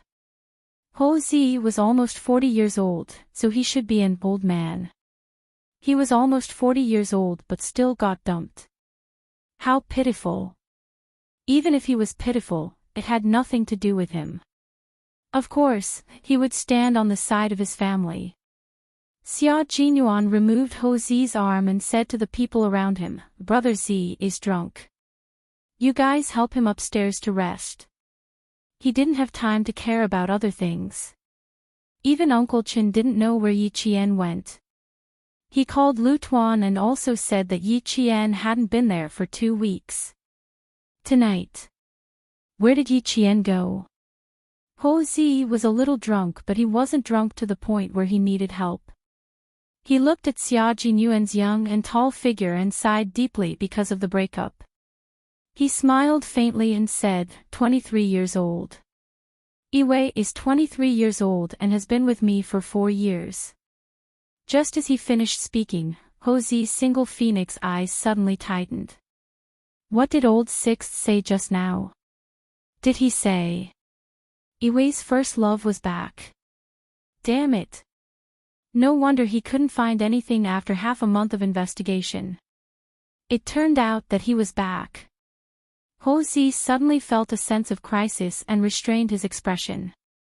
There was a faint but obvious trace of hostility on his face. He couldn't win against him in the past and it was the same now. He wanted to steal his woman. No way. Old Six had done him such a big favor as soon as he came back. Naturally, he had to return the favor. Yi Qian didn't know that he was seen by Ho Zi. She heard the footsteps behind her and with a faint smile in her eyes, she led these people to the wasteland behind Caesar Hotel. The development of the southern province's provincial capital was not as impressive as it would be 10 years later. If he wanted to find a quiet place to teach someone a lesson, he only needed to avoid the city's roads and a few heaven's eyes. Behind the Caesar Hotel was a piece of barren land. Weeds grew all over the ground, making it look like a natural lawn. It was late at night, and there wasn't even a street light. Yi Qian stood quietly by the side, waiting for them to come over. She walked quickly and calmly. Coupled with the darkness around her, the few hooligans who were following her felt their hair stand on end. Luo Ran, who was at the back, looked at the desolate surroundings. He wasn't afraid at all. Instead, he felt that this was an opportunity. Luo Ran, who had followed them all the way from the hotel, no longer hid at the back. He quickly caught up with Brother Huang in front of him and said fiercely, "No one will know even if you destroy the body in a place like this. She led us here in the middle of the night. You must teach this woman a lesson." Damn it, I can finally vent my anger. No matter how incompetent Luo Ran was, he could tell that Yi Qian had deliberately led them here. There were many people around him, and all of them were armed with knives. Luo Ran wasn't afraid at all. He just wanted to take care of Yi Qian as soon as possible so that he could vent his anger. Although he was in the underworld, he didn't have the experience of hooligans like Brother Huang. A woman had the guts to lead them here. Could there be another ambush? He didn't move immediately. Instead, he said, "We still have to observe her for a while. This little girl has guts. She led us all here by herself. Brother, why don't you think about how she can be so bold?" Chapter 8:26. You guys are really stupid. I arranged to meet her behind the bar. If there was an ambush, it would be behind the bar. It was rare for Luo Ran to be smart. He said in a low voice, "Don't tell me she can predict that we'll wait for her in the hotel. Will she arrange an ambush immediately?" Luo Ran couldn't wait any longer. He couldn't wait to beat Yi Qian up to vent his anger. Yi Qian didn't want to wait any longer. She wanted to finish this as soon as possible so she could go back to the hotel and sleep. She was resting so early. She still had to rush to the training ground tomorrow morning to start her car training. She bent down and picked up 2 medium-sized stones from the bushes. She threw them in the direction of the voice. Before the stones hit the ground, Yi Qian's cold voice came from the darkness. "Luo Ran, you brought so many people here. Do you still need to hide? Damn it, they're provoking us." Brother Huang walked to the front with a knife in his hand. He was humiliated if he didn't stand up after being provoked by a student. Luo Ran originally wanted to listen to Yao Jing. It would be best if he didn't show himself. Now that things had come to this, he couldn't care less. He brought people here, so why should he be afraid of her? "Yi Qian, if I don't beat you until you call me grandpa tonight, my surname isn't Luo." Luo Ran took out a knife from his pocket and stared fiercely at the direction of the voice. He vaguely saw a shadow, but he didn't see anything. Yi Qian moved her hands and feet. She took the silver wire from her wrist and walked towards the group of people. The night was too dark for Luo Ran, Brother Huang, and the others. They wanted to surround Yi Qian and beat her up, but now they couldn't even see her exact location. But to Yi Qian, darkness was a good camouflage. Brother Huang was still looking for his target. He didn't realize that Yi Qian was less than a meter away from them. When he saw a shadow slowly walk into his line of sight, Brother Huang was delighted. He spat and fiercely ordered his men, "Use your fists first. Kill this girl, aw." As he spoke, one of his underlings standing to his right suddenly screamed and fell into the grass. His hands clutched at his neck, his legs kicked, and a sharp and terrified scream came from his throat. "Neck, my neck, brother. Huang, my. He could still shout at the beginning, but in the end, he couldn't make a sound. He was gasping for air, and there was no way for him to call for help. The Wolf Dao's survival method was to always remember to attack the most fatal part of the prey when attacking. The silver threads in Yi Qian's hands were most suitable for long wraps, and wrapping around a person's neck was the fastest, easiest, and most frightening. After a blood-curdling scream, there was only the sound of struggling gasping for air. Without any warning, something happened suddenly. Hearing the scream, Brother Huang and the others, whose scalps were numb, were all so frightened that they took a few steps back. There was panic in their expressions at that moment. Damn it! What happened? They wanted to break Yi Qian's spirit, but they were scared instead. Yi Qian wouldn't kill anyone. She walked over when the other party was about to suffocate and easily retrieved the silver threads. In the darkness, no one could see what she did. They only heard the hooligan who was the first to finish off the other party groan in pain. It was so painful that he fainted. Chapter 8:27. Yi Qian, who was missing a dart, stood where Brother Huang and the others had retreated. She smiled coldly, and her light voice was filled with killing intent. "What's wrong? We haven't even started, and you're all so scared that you want to run. Are you here for a fight? Luo Ran, what should I say about you? You're a weakling, and I didn't expect you to find someone who's also a weakling. You really make me look down on you. How about this, I won't make things difficult for you. I'll let you go if each of you dismember an arm. How about that? Of course not. Her words were hurtful and humiliating. Brother Huang kicked one of his men and shouted angrily, "Motherfucker. Get him. What are you waiting for?" If one came, one would be crippled. If a pair came, 2 pairs would be crippled. Yi Qian never minded using violence to solve problems. After all, using hands was always easier than using brains. The silver wire was a killing weapon. Even if it was usually used as a decoration, those who didn't recognize it would only think it was a bracelet made of silver. Once its true form was revealed, killing people would be as easy as taking something out of a bag. The person who had it in the past had killed countless people. And now, Yi Qian, who had gone through a life and death situation, was more flexible in using it to its fullest potential. Screams came from the wilderness. The screams made people's hair stand on end. The screams were so loud that the last few men couldn't even hold their knives steadily. They couldn't see where the person they were supposed to beat was. All they saw was a black shadow, and the black shadow of their brothers before they fell.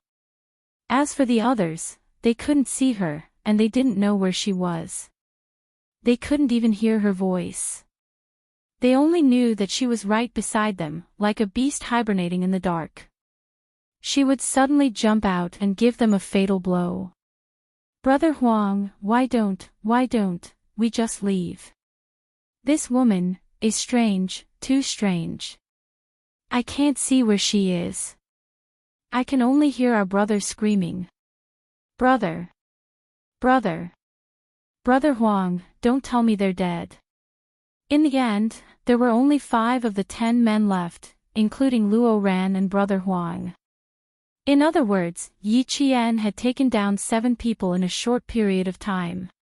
Even so, Yi Qian didn't feel any sense of accomplishment. She could more or less smell the white substance synthesized from morphine alkaloids on these people's bodies. Those who took this substance would collapse from the inside out. To take them down, Yi Qian only needed to prevent them from scratching her body, and prevent their blood from infecting her body. In such a good world, such a good time, and such a good life, she did not want to be infected with AIDS for more than 10 years and still be unable to be cured. As long as one of the people who ingested harmful substances got sick, and someone else used the needle he used, the chances of getting sick were quite high. Like crawling. It. Tooth, too. Hearing the sounds of the grass around them, Brother Huang shivered and realized that things weren't going well. He sniffed hard, and his voice cracked. Go. He would be an idiot if he kept fighting. That woman was obviously not easy to deal with.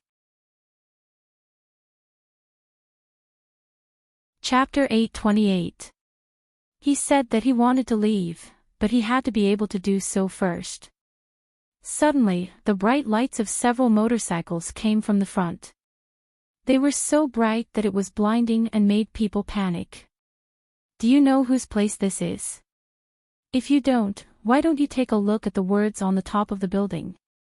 Someone said coldly. He had never heard of the voice before, but the bloody smell in the voice was not unfamiliar to Yi Qian. Only someone who had killed before would have such a bloody smell. The entire building was Caesar Hotel. It was a little tall, so she couldn't see the words on the top of the building. At least, when Yi Qian looked up, she couldn't see it. Just because she couldn't see it didn't mean that Yi Qian didn't know where this place was. And those who knew where this place was might not know whose territory Caesar Hotel was. The person who spoke was one of Ho Zi's subordinates, who was both a brother and a friend. He also had a certain status in the underworld. People like Luo Ran didn't know that after hearing Yi Qian's words, he was already furious. He shouted angrily, I don't fucking care whose territory this is. This is between me and her. What does it have to do with you? The knife in Brother Huang's hand fell to the ground. He trembled and knelt down. It's Third Master's territory. Third Master, I didn't mean to offend you. It's just that this high school student asked me to teach a little girl a lesson. I took his money and came here because I was possessed. Third Master, please spare me. Third Master, please spare me. Third Master, please raise your hand and let me go. Third Master, please spare me. Third Master, please spare me. The light was too strong. It shone on Brother Huang and the other hooligans, who were half squinting. It also illuminated the situation of the hooligans who had fallen earlier. Their shoulders were strangely twisted. One or two of them fell to the ground with a painful expression. They couldn't raise their hands to stuff their mouths and take out their clothes. They could only rub their bodies and legs on the grass and make gurgling sounds from their throats. It was easy for Brother Huang and the others to think that they were man-eating crawling monsters. No one cared about them. Brother Huang was so scared that he knelt down and begged for mercy. He didn't have the time to care about his subordinates. Someone stepped forward and stood under the strong light. The figure was tall and slender, like a tall mountain. He didn't stop but walked towards them step by step. Against the light, Brother Huang's body trembled like a sieve when his eyes were blinded by the light. Then, he saw that his pale yellow pants were wet. He only saw a figure, but he was so frightened by the aura that he lost control of his bladder. Other than Luo Ran, who was still showing off his fierceness, the other three hooligans were so scared that their bodies were like leaves floating in the autumn wind. They were so scared that they couldn't even touch the ground, and could be killed at any time and sent to heaven. The figure didn't walk fast, but every step he took made Brother Huang and the other hooligans afraid of him. It was a murderous aura that only those who had lived on the battlefield and whose hands were stained with blood could have. No one could replicate it, and no one could compare to him. This kind of aura might be frightening to others, but Yi Qian was very familiar with it. He didn't expect that he would appear again. Compared to the last time he saw Xia Jinyuan a year ago, the number of times he appeared in front of him now was a little too much. The figure stood under the strong light and walked towards them step by step. He stopped in front of Brother Huang, who had lost control of his bladder. Chapter 829. Without giving the other party a chance to beg for mercy, he lifted his slender leg and kicked the other party in the face. A few bloody teeth flew out of Brother Huang's mouth. Little girl. Was he talking about his little fox? Asking for a beating? Looking for death? Ah! A blood-curdling scream burst out from Brother Huang's throat. His entire body was sent flying by the kick. He was half dead from the kick. Without further ado, this person's action scared the other three hooligans so much that they lost control of their bowels. Was the person who kicked Brother Huang Master Ho-san? Was he the third Master Ho, a well-known figure in the underworld who was known to be ruthless and feared by everyone? If it was really Master Ho-san, no one in the underworld would dare to say a word about it, let alone find out that it was Master Ho who did it. Master Ho-san, please spare our lives. It really has nothing to do with us. That brat said he was going to get rid of the girls in his school. We were paid to do it. We came with Brother Huang to do it. Master Ho-san, please spare our lives. Luo Ran, whose eyes were spitting fire, gritted his teeth and cursed, damn it. How dare you ruin my business? He picked up the knife in his hand and stabbed it at Xia Jinyuan, who had yet to speak. Yi Qian saw this and threw the silver wire in his hand. It wrapped around Luo Ran's neck like a collar. He didn't even need to use any strength. The silver wire wrapped tightly around Luo Ran's neck as Luo Ran ran forward. Luo Ran's eyes widened as he tried to protect his neck with his hands. He wanted to pull out the thing that was strangling him. The more he struggled, the tighter the silver wire wrapped around his neck. The Grim Reaper was getting closer and closer to his face. Luo Ran was scared. "Let go of me. My father is a famous entrepreneur in Southern Province. How dare you do this to me? My father won't let you off. Damn it, let go of me. Let go." The thing that was strangling his neck was getting tighter and tighter. It was getting harder and harder to breathe. In the end, he couldn't even open his mouth to speak. He could only gasp for air to keep him alive. Yi Qian walked over with a silver thread wrapped around one knee and said to the angry Xia Jinyuan, "It's just a small matter." "Why are you angry?" "I'm not angry." Captain Xia was not a person who would easily get angry. At this moment, she could see that Jun Yan's expression was indifferent. He was really angry. Little ghosts are hard to deal with. Some things can be dealt with in one go, so go back to the hotel and rest. "I'll deal with it," Xia Jinyuan said calmly. The murderous intent in his voice was like a knife that cut through everyone's hearts.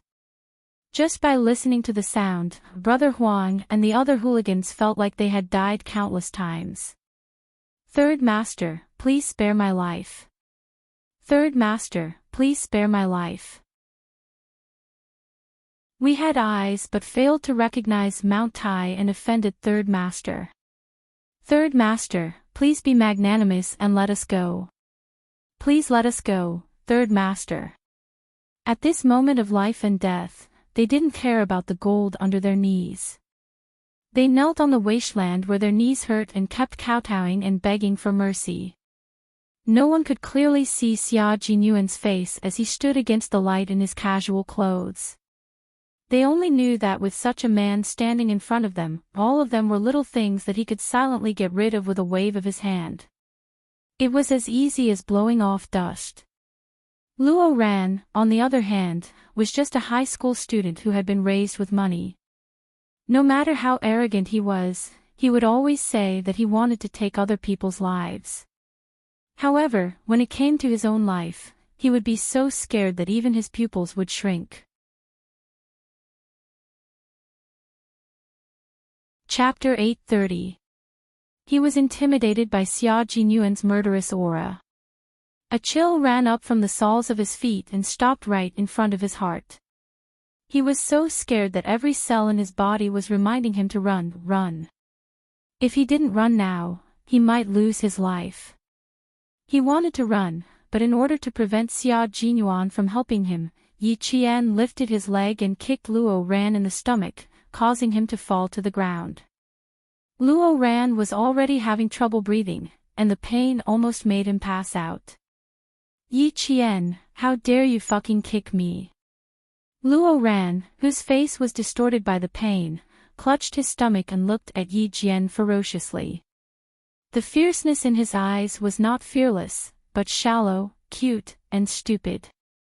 Even at this point, he was still trying to be brave and fierce. If that wasn't stupid, then what was? Just a moment ago, he was so scared that he wanted to run. Now, because Yi Qian kicked him, he wanted to use his power to scare Yi Qian. What a stupid and ridiculous way of thinking. Yi Qian lowered his head and looked down coldly.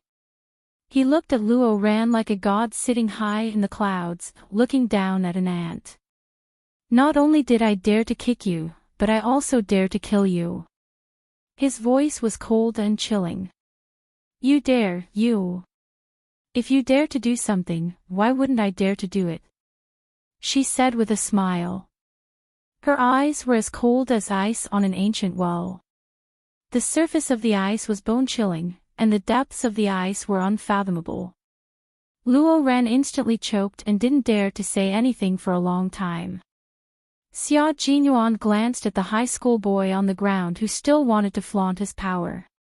He said to his little fox, if we don't deal with this kind of person now, he will be a scourge in society in the future.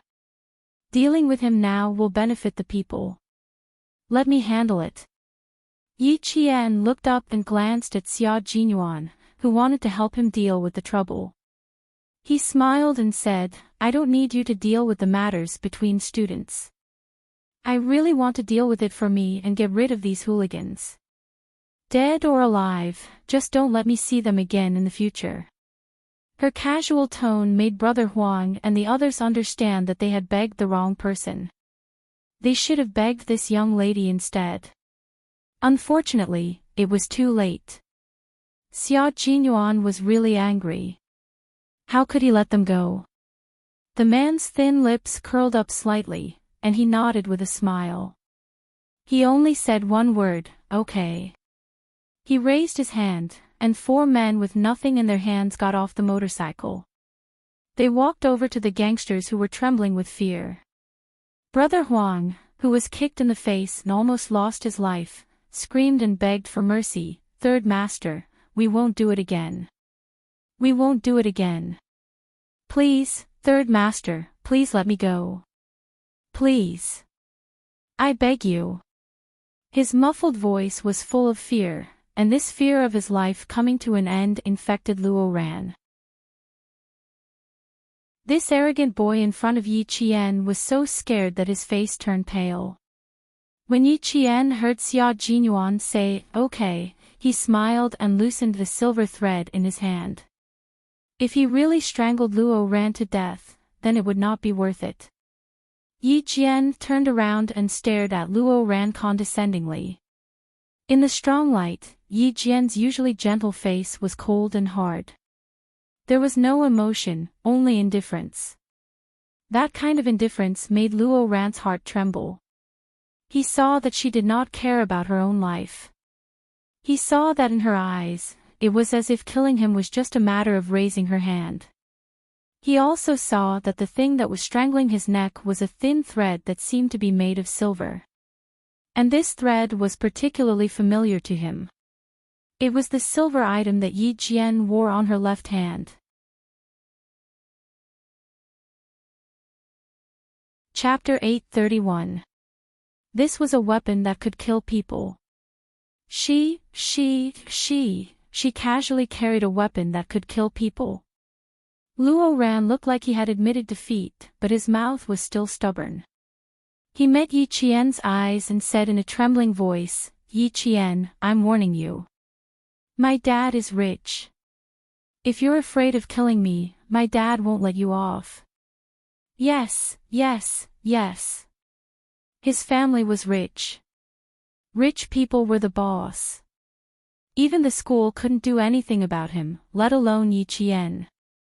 With that thought, Luo Ran's arrogance gradually returned. He tried to stand up and glared at Yi Qian. His voice grew fiercer and fiercer. Let go of me if you know what's good for you. Otherwise, my dad will teach you a lesson tomorrow. If I can kill you, I naturally have the ability to prevent your dad from finding out that it was me. Luo Ran, you have to realize that your life is now in my hands, not your dad's. Yi Qian spoke calmly with a faint smile on his face. His words carried a hint of killing intent. It easily frightened Luo Ran. His face was full of horror. The silver thread in his hand tightened. Luo Ran, who had just escaped from suffocation, once again experienced death. Through his enlarged eyes, he saw Yi Qian's smile deepen. At the same time, his killing intent deepened. Do you know why beasts like to bite the neck? It's because the neck is the most vulnerable part. Biting off the cervical vertebrae will kill the prey. Biting off the aorta will also kill the prey. Biting off the windpipe will also kill the prey. Luo Ran, who was so scared that he broke out in a cold sweat, shook his head violently. He refused to listen to the bloodthirsty voice. Yi Qian, you can't kill me. I'm a student and you're a student too. You can't kill me. You can't. Why can't I? Just now, you said you wanted to kill me. You, who can't kill, said you wanted to kill me. I have the ability to kill and can easily get rid of you. Why can't I kill you? Look around you. The first 7 hooligans who rushed out, which one of them didn't have a knife in their hand? Take a good look. Where are their hands now? Take a good look and you'll know if I have the ability to kill you or not. Yi Qian grabbed Luo Ran by the collar and dragged him to the front of a few thugs who were lying on the ground and whimpering. He lifted his leg and hooked the right arm of one of the thugs that was clasped behind his back. It was soft, as if it had no bones, and it was hooked out by Yi Qian's leg. The moment he did, Luo Ran saw the strangely twisted right arm. He saw a small knife piercing through the gangster's palm. It went in from the back of his palm and came out from the center of his palm. Blood was still flowing along the tip of the knife. The drops of blood caused Luo Ran to scream in horror. He wanted to retreat, but Yi Qian pressed him to his knees. He looked closely at his palm that had been pierced by the knife. No, I don't want to. I don't want to. Let go of me. Let go of me. He wanted to retreat, but Yi Qian wanted him to clearly understand that if he wanted to fight with her, the consequences would be very tragic. He even called the people of the underworld over. If he didn't bleed them and dye them with some color, then it would be a waste of Luo Ran's efforts. 7 people, 14 arms, 2 joints from the elbow to the shoulder. I unloaded one in a straight line and the other in a reverse direction. Then, I stabbed the knife into the right palm where they threatened me with the knife. Before I came out, I brought a small weapon with me. It was convenient to use, so I stabbed it into their left hand.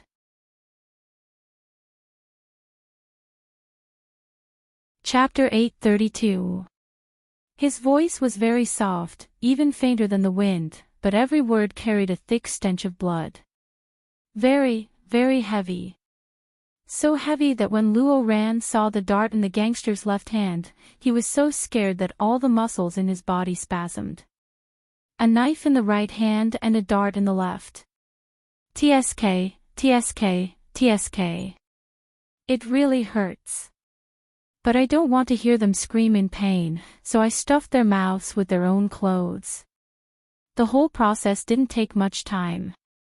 Yi Qian smiled as she spoke. Her expression was calm, but the words she said were hair-raising, making Luo Ran feel despair. I didn't even need much time to take care of 7 people. Taking care of you, I think. Her gaze fell on Luo Ran's neck, and her smile deepened. It will only take about 2 minutes. Don't you think so? Yes, she wasn't wrong at all. If Yi Qian wanted to kill him now, it would be a piece of cake. At this moment, Luo Ran regretted it so much that his intestines turned green. In the face of life and death, his past arrogance and smugness were nothing. They were just for show. They couldn't protect his life. I was wrong.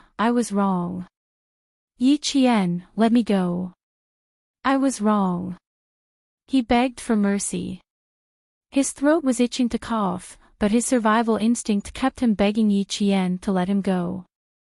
Luo Ran, who used to be so arrogant that he didn't even look at the ground, who used money to solve every problem, fell hard this time. He fell so hard that it left him with a lifelong psychological shadow.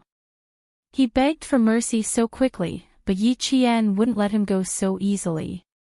She raised her eyebrows slightly. Such a fatal place that needs to be protected is entangled by the treasure in my hand. I'll have to use my strength slowly. First, I'll break your throat, then your aorta, then your cervical vertebra, and then your entire head. Her voice was soft and gentle. As Yi Qian tightened the silver wire in her hand, Luo Ran, who had failed to beg for mercy, screamed, "Help, help, help." If he could even make a sound, then he would have to use a bit more strength. The silver thread in his hand tightened a little to ensure that he could breathe, but also to make him more afraid. Stop shouting. It's useless. No matter how rich your father is, he can't save your life immediately. By the time he finds out that he needs to save your life, it's a pity that you're already dead. Yi Qian spoke slowly. From his actions and words, he did not show any mercy to Luo Ran. She could easily take Luo Ran's life, but she could not really do it. Right now, Luo Ran was just a student who spoke arrogantly and acted arrogantly. However, he was not the enemy she wanted to deal with. He was just a high school student that she needed to teach a lesson to. She needed to teach him a lesson that he would never forget. From now on, he would be obedient whenever he saw her and just take a detour whenever he saw her. Luo Ran's forelimbs were struggling. Although he could no longer speak, his throat was still letting out muffled and terrified cries for mercy. Let me go. Help, help, his fluttering hands clung tightly to the dry grass that had withered in autumn. He broke a few strands, but he continued to hold on until he had no more strength. He could no longer hold on to anything. His two black eyes rolled upwards, and he completely fainted from fear. Before he fainted, Luo Ran saw the figures dragging Brother Huang and the others away in the strong light. Every figure was like the king of hell in the hall of hell, making him afraid. Brother Huang and the others, who were being dragged away with one leg, let out screams that made him feel like he was in the hall of hell. Screams filled the air. Chapter 833. Brother Huang and the other hooligans were dragged by Ho Zi and the others. Their backs and heads had been cut by the stones on the ground, and they were screaming in pain. As for Luo Ran, who had fainted, he was naturally picked up by Boss Luo himself. In the end, Yi Qian put away the silver wire. However, the frightened Luo Ran did not know that the reason he could not make a sound was because he was scared and not because he was unable to make a sound because of the silver wire in Yi Qian's hand. Fainting from fear was the result Yi Qian wanted. He wrapped the silver wire back into his arm bit by bit and looked at Luo Ran, who was lying on the ground like a dead fish. He sneered, "How dare you talk about killing people when you have so little courage? I really don't know where you get your confidence from. You can only blame yourself for being so easy to talk to and giving people the wrong impression that you're easy to bully." Xia Jinyuan rubbed his forehead gently when he saw that she had scared a boy unconscious. He said helplessly, "Usually, all you have to do is show a little bit of ruthlessness and you'll definitely be the #1 bully in school." Little Fox had always been an obedient girl in front of her classmates. She was easy to talk to, modest, and polite. This was why she gave people the wrong impression that she was easy to bully. Yi Qian blinked and shook his head. With a serious expression, he said, "That won't do. Special Forces soldiers need to know how to disguise themselves. My public image is that of a high school student. How can I do something that will ruin my own image in school? If he goes back to school and tells everyone about what happened tonight, it will also ruin your image as a good student." As Xia Jinyuan spoke, he waved one hand behind his back and the silent motorcycles all started moving. After the rumbling sound, the barren land returned to darkness and only the two of them existed. As for the unconscious Luo Ran, he pretended that he did not exist. The cool night breeze carried the sounds of the night insects. A minute ago, the scene was filled with murderous intent, but a minute later, it was quiet. As the night breeze blew, it was as if nothing had happened. Yi Qian walked towards the road step by step. His voice was as calm as water as he replied calmly, "No, he won't dare to say it out loud. He definitely won't say anything bad about me in school." "Why?" Xia Jinyuan took a few steps forward and held her hand accurately and naturally. He asked with a smile, "I heard it just now. This boy is still so arrogant even when he's at death's door. Who knows when he'll start to face you in school?" His hand was very warm and dry. When he held her hand, warmth and security came together, causing the corners of her mouth to curl up slightly. No, he wouldn't dare. He wouldn't dare. He repeated his words and said it with certainty. He was confident and certain. Xia Jinyuan's hand was very soft, as if he could hurt her bones if he used a little more force. He kept holding her hand and smiled faintly. What do you mean? I think he has guts. He doesn't have the guts. Trust me, after tonight, he will be completely honest in front of me. Yi Qian returned his grip. His hand was slender and strong, full of strength. I just told him that he was someone who didn't have the ability to kill, yet he went around saying that he wanted to kill. For someone like me who has the ability to kill, killing him would be a piece of cake. That's why he's afraid. He's afraid that I'll really kill him. As for guts, he really doesn't have the guts. A person who doesn't have the ability but is arrogant is usually very timid. A person who has the ability but is arrogant is usually only arrogant when they kill.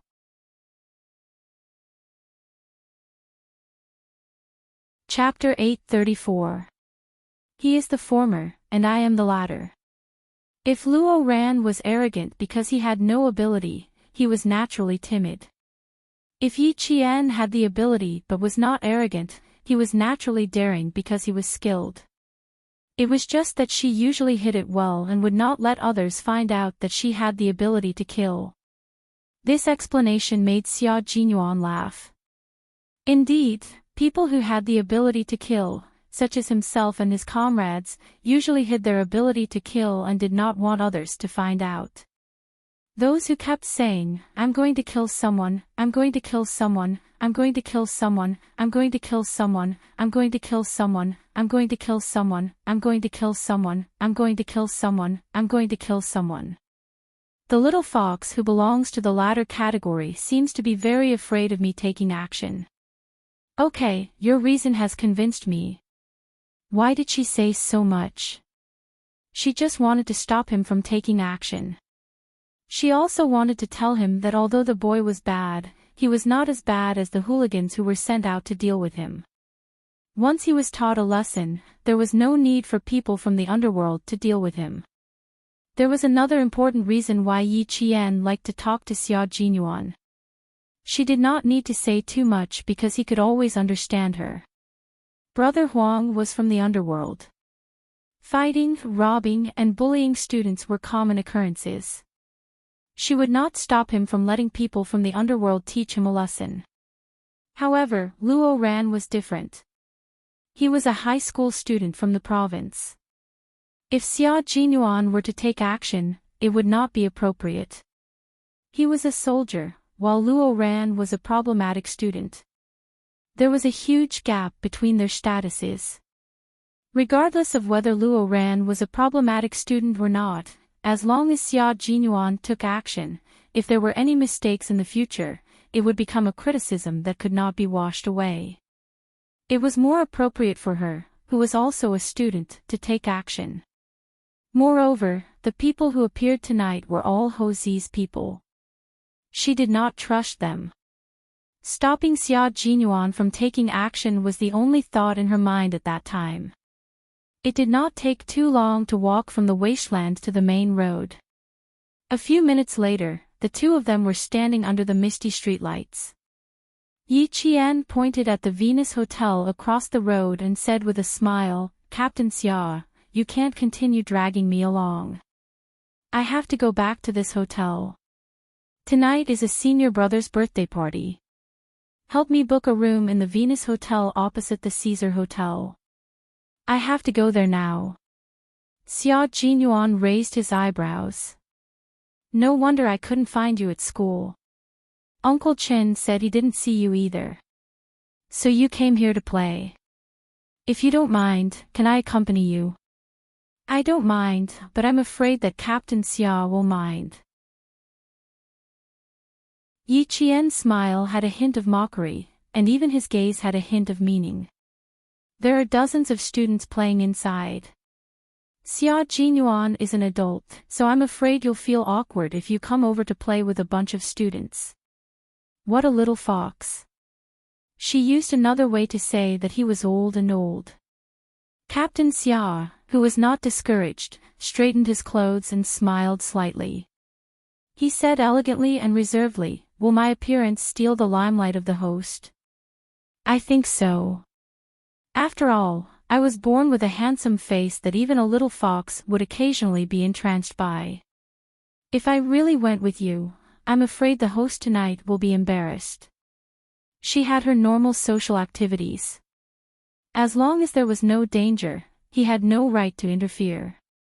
No matter how much he liked her, he still needed to set her free. Especially when the little fox in front of him did not like to be restrained and only wanted to fly alone. Chapter 835. That's indeed possible, so all the more reason I can't take you there. Yi Qian raised her hand to let go of their tightly clasped hands. Standing in the dim light, she smiled gently and said, "Can you let go now? I have to go back to the hotel." Xia Jinyuan narrowed his deep eyes slightly. Not only did he not let go, he tightened his grip on her hand, and his thin, sexy lips curved into a faint smile. He chuckled softly and said, "We can't stay together tonight, but I think you won't mind if I walk you to the hotel entrance. This is what a gentleman should do. I can't let a girl walk alone in the middle of the night." Since he said so, there was no way she could refuse. "If I refuse a gentleman's request, it seems very impolite. Then, I'll have to trouble you, Captain Xia." It was difficult for her to refuse him. She didn't know when he returned to the southern province, but he came to look for her at school in the middle of the night. Did he go to school right after he got off the plane? Although the street lights were a little dim, Yi Qian could still see the tiredness between his eyebrows when she looked up. No matter how tired he was, he came to look for her at school. No matter how cold his heart was, a corner of it would melt. Xia Jinyuan was indeed very tired. This was a decapitation operation.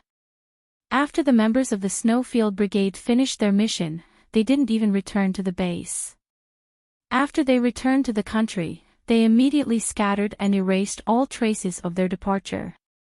This was because the target of the decapitation operation had a special status and enjoyed an international reputation. However, his criminal activities had reached China and endangered the stability of China's borders. It was inevitable that China would take action. Xia Jinyuan, who hadn't slept for a few days, walked Yi Qian to the hotel entrance and took the initiative to let go of her hand. "I may not be able to come to you until around 11:00 tomorrow morning. I need to get a good night's sleep. Maybe you can come to me and go to the front desk to get my room card." He was too tired. If his brain didn't relax and rest well, his nerves would be in a long-term state of depression, and all his bodily functions would be affected.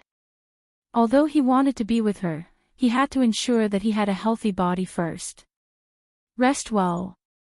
If you have anything to say, we can talk about it tomorrow." When Yi Qian saw that even his voice was a little hoarse, his heart ached a little. He couldn't even bear to look at him. "See you tomorrow, Captain Xia." Waving at him, Yi Qian walked back to the hotel with big steps. The sooner she got back to the hotel, the sooner he could leave and go back to rest. She left in a hurry. Xia Jinyuan's gaze was so gentle that it was as if there were ripples in his eyes. His gaze was so gentle that anyone who could receive his gaze would feel blessed. The hotel lobby was brightly lit.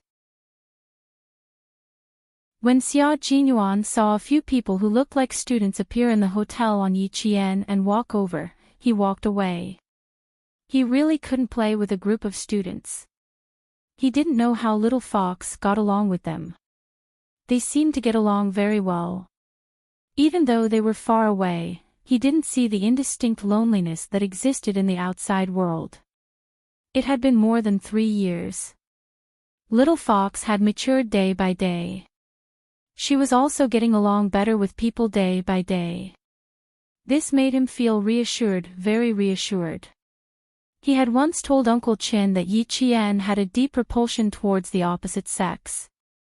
If this repulsion was brought to the military, it wouldn't be obvious on the surface, but in reality, it would affect her overall performance in the military.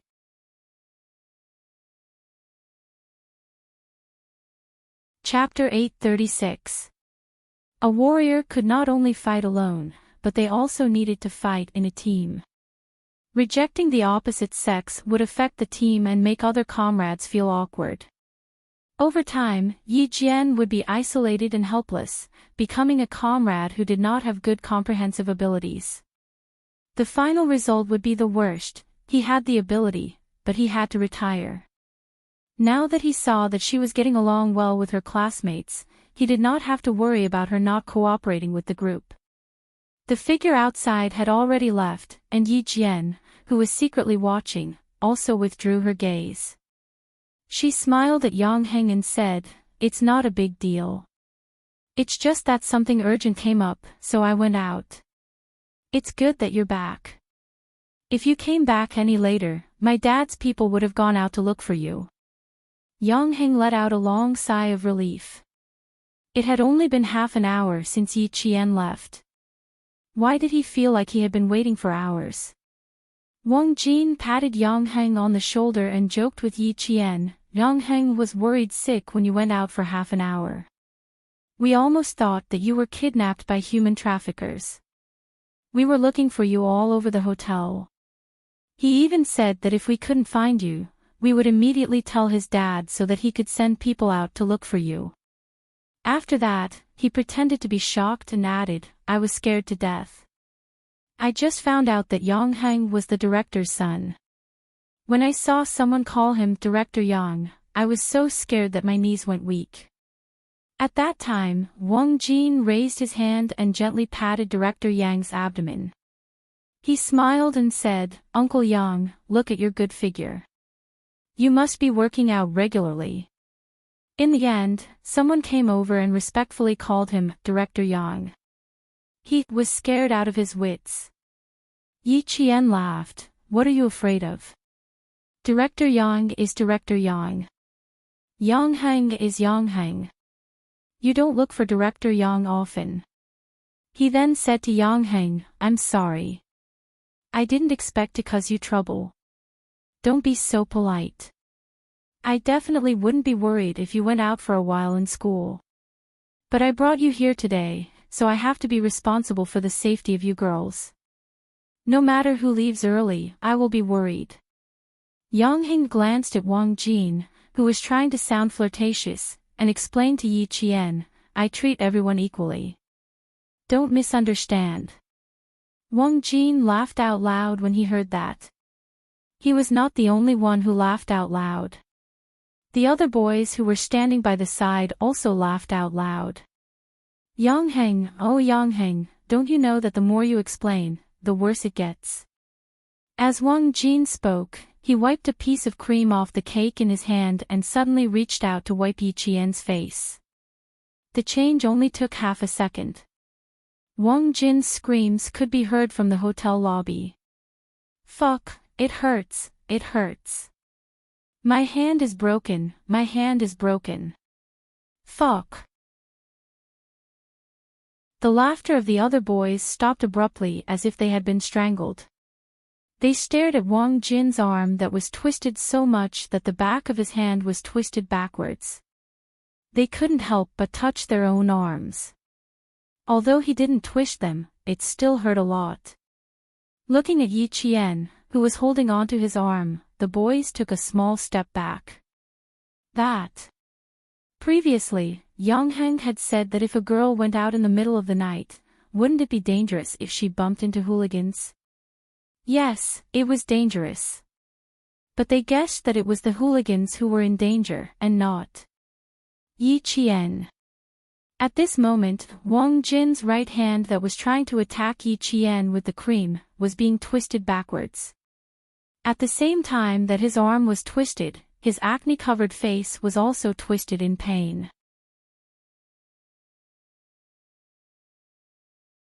Chapter 837. It was really dangerous. Who would have thought that applying cream would be so dangerous? Did Wang Jin's arm get dislocated? Yi Jian withdrew her hand quickly.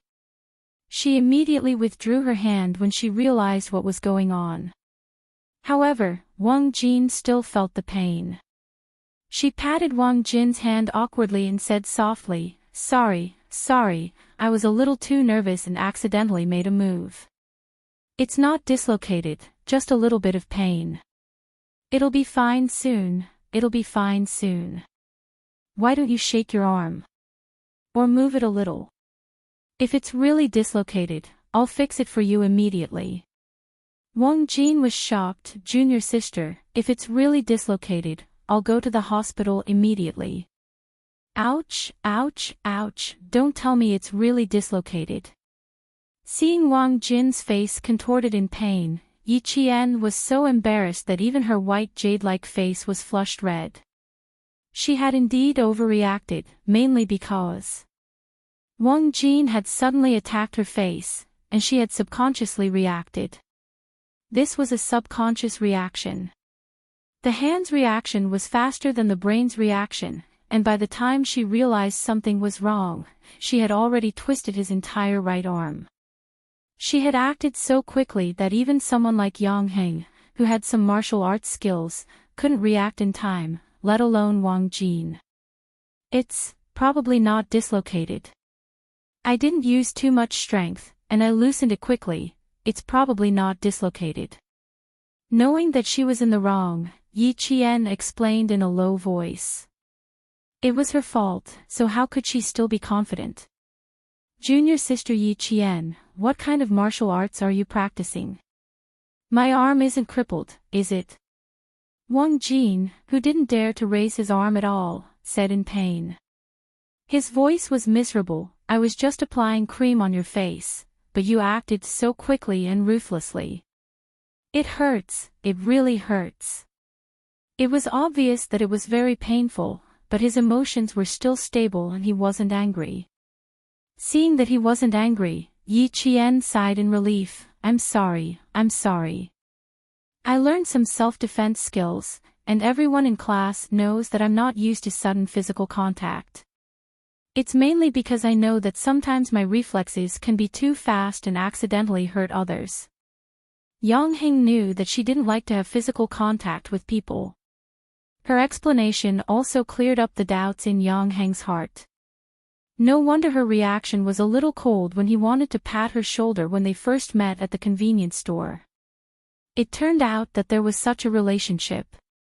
Women's self-defense. It should be to guard against wolves. I'm so unlucky. I don't have the heart of a wolf, but I'm being treated like a wolf. Wang Jin was indeed not angry. What was there to be angry about? Yi Qian did not do it on purpose. It did not matter if he did not apologize. The boys next to him patted their chests and put their palms together. They said to Wang Jin, who had sacrificed himself for everyone, Brother, we will thank you. Otherwise, I don't know how many arms will hurt tonight. I can't thank you enough. If your arms really break, we'll feed you for breakfast, lunch, and dinner next week. So close. Wang Jin had risked his life. They were just laughing and talking about how they had to put more cream on Yi Qian when they saw her later. Now, there was no need. They didn't dare. Yi Qian's awkwardness dissipated a lot when he joked about the pain. I've learned my lesson tonight. I'll be more careful next time. I definitely won't let you suffer like this again. I'll learn my lesson too. Next time, I'll only talk to you and won't touch you. Wang Jin didn't dare to move his arm.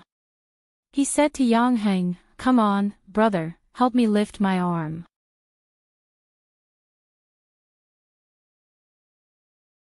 Chapter 838. Yang Heng gently touched Wang Jin's arm and carefully held his wrist. He used his eyes to ask Yi Jian if he could lift it up.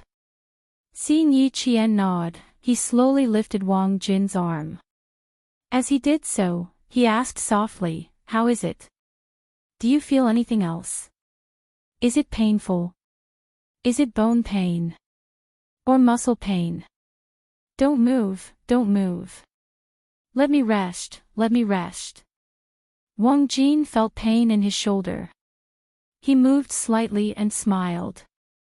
"My shoulder joint is not dislocated and my arm is fine. It's just pain. I think it's a muscle sprain. I've never had a muscle sprain before. Now I know what it feels like.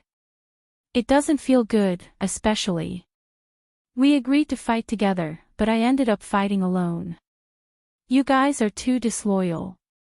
Yao Jing walked out of the banquet hall and happened to hear Wang Jin's words. Her eyes lit up as she looked carefully at the boy who spoke. Seeing him holding his arm in pain and saying, "We agreed to fight together." Yao Jing raised her eyebrows slightly. She immediately scanned the hall and saw that Luo Ran and the others were not there. Only Yang Heng and a few other boys were surrounding Yi Qian. Yao Jing smiled coldly. It seemed that Luo Ran and Yi Qian had indeed fought tonight. Just as she thought about it, her heart skipped a beat and her expression changed. She jogged over and grabbed Yang Heng's arm, asking anxiously, "How are you? Are you hurt?" Yi Qian's gaze suddenly turned cold and landed on Yao Jing's face. She seemed to think that Yang Heng had gone to fight. His clear eyes narrowed slightly and he immediately took the initiative to speak. "Other than Wang Jin, everyone else is fine. Yang Heng's skills are good, so it's impossible for him to be hurt." "How do you know he's not hurt?" "Some injuries are more serious than external injuries." Yao Jing's voice suddenly became extremely sharp. She glanced at Yi Jian with a fierce gaze. "Don't act like you know everything all the time. If Yang Heng is hurt, I won't let you off."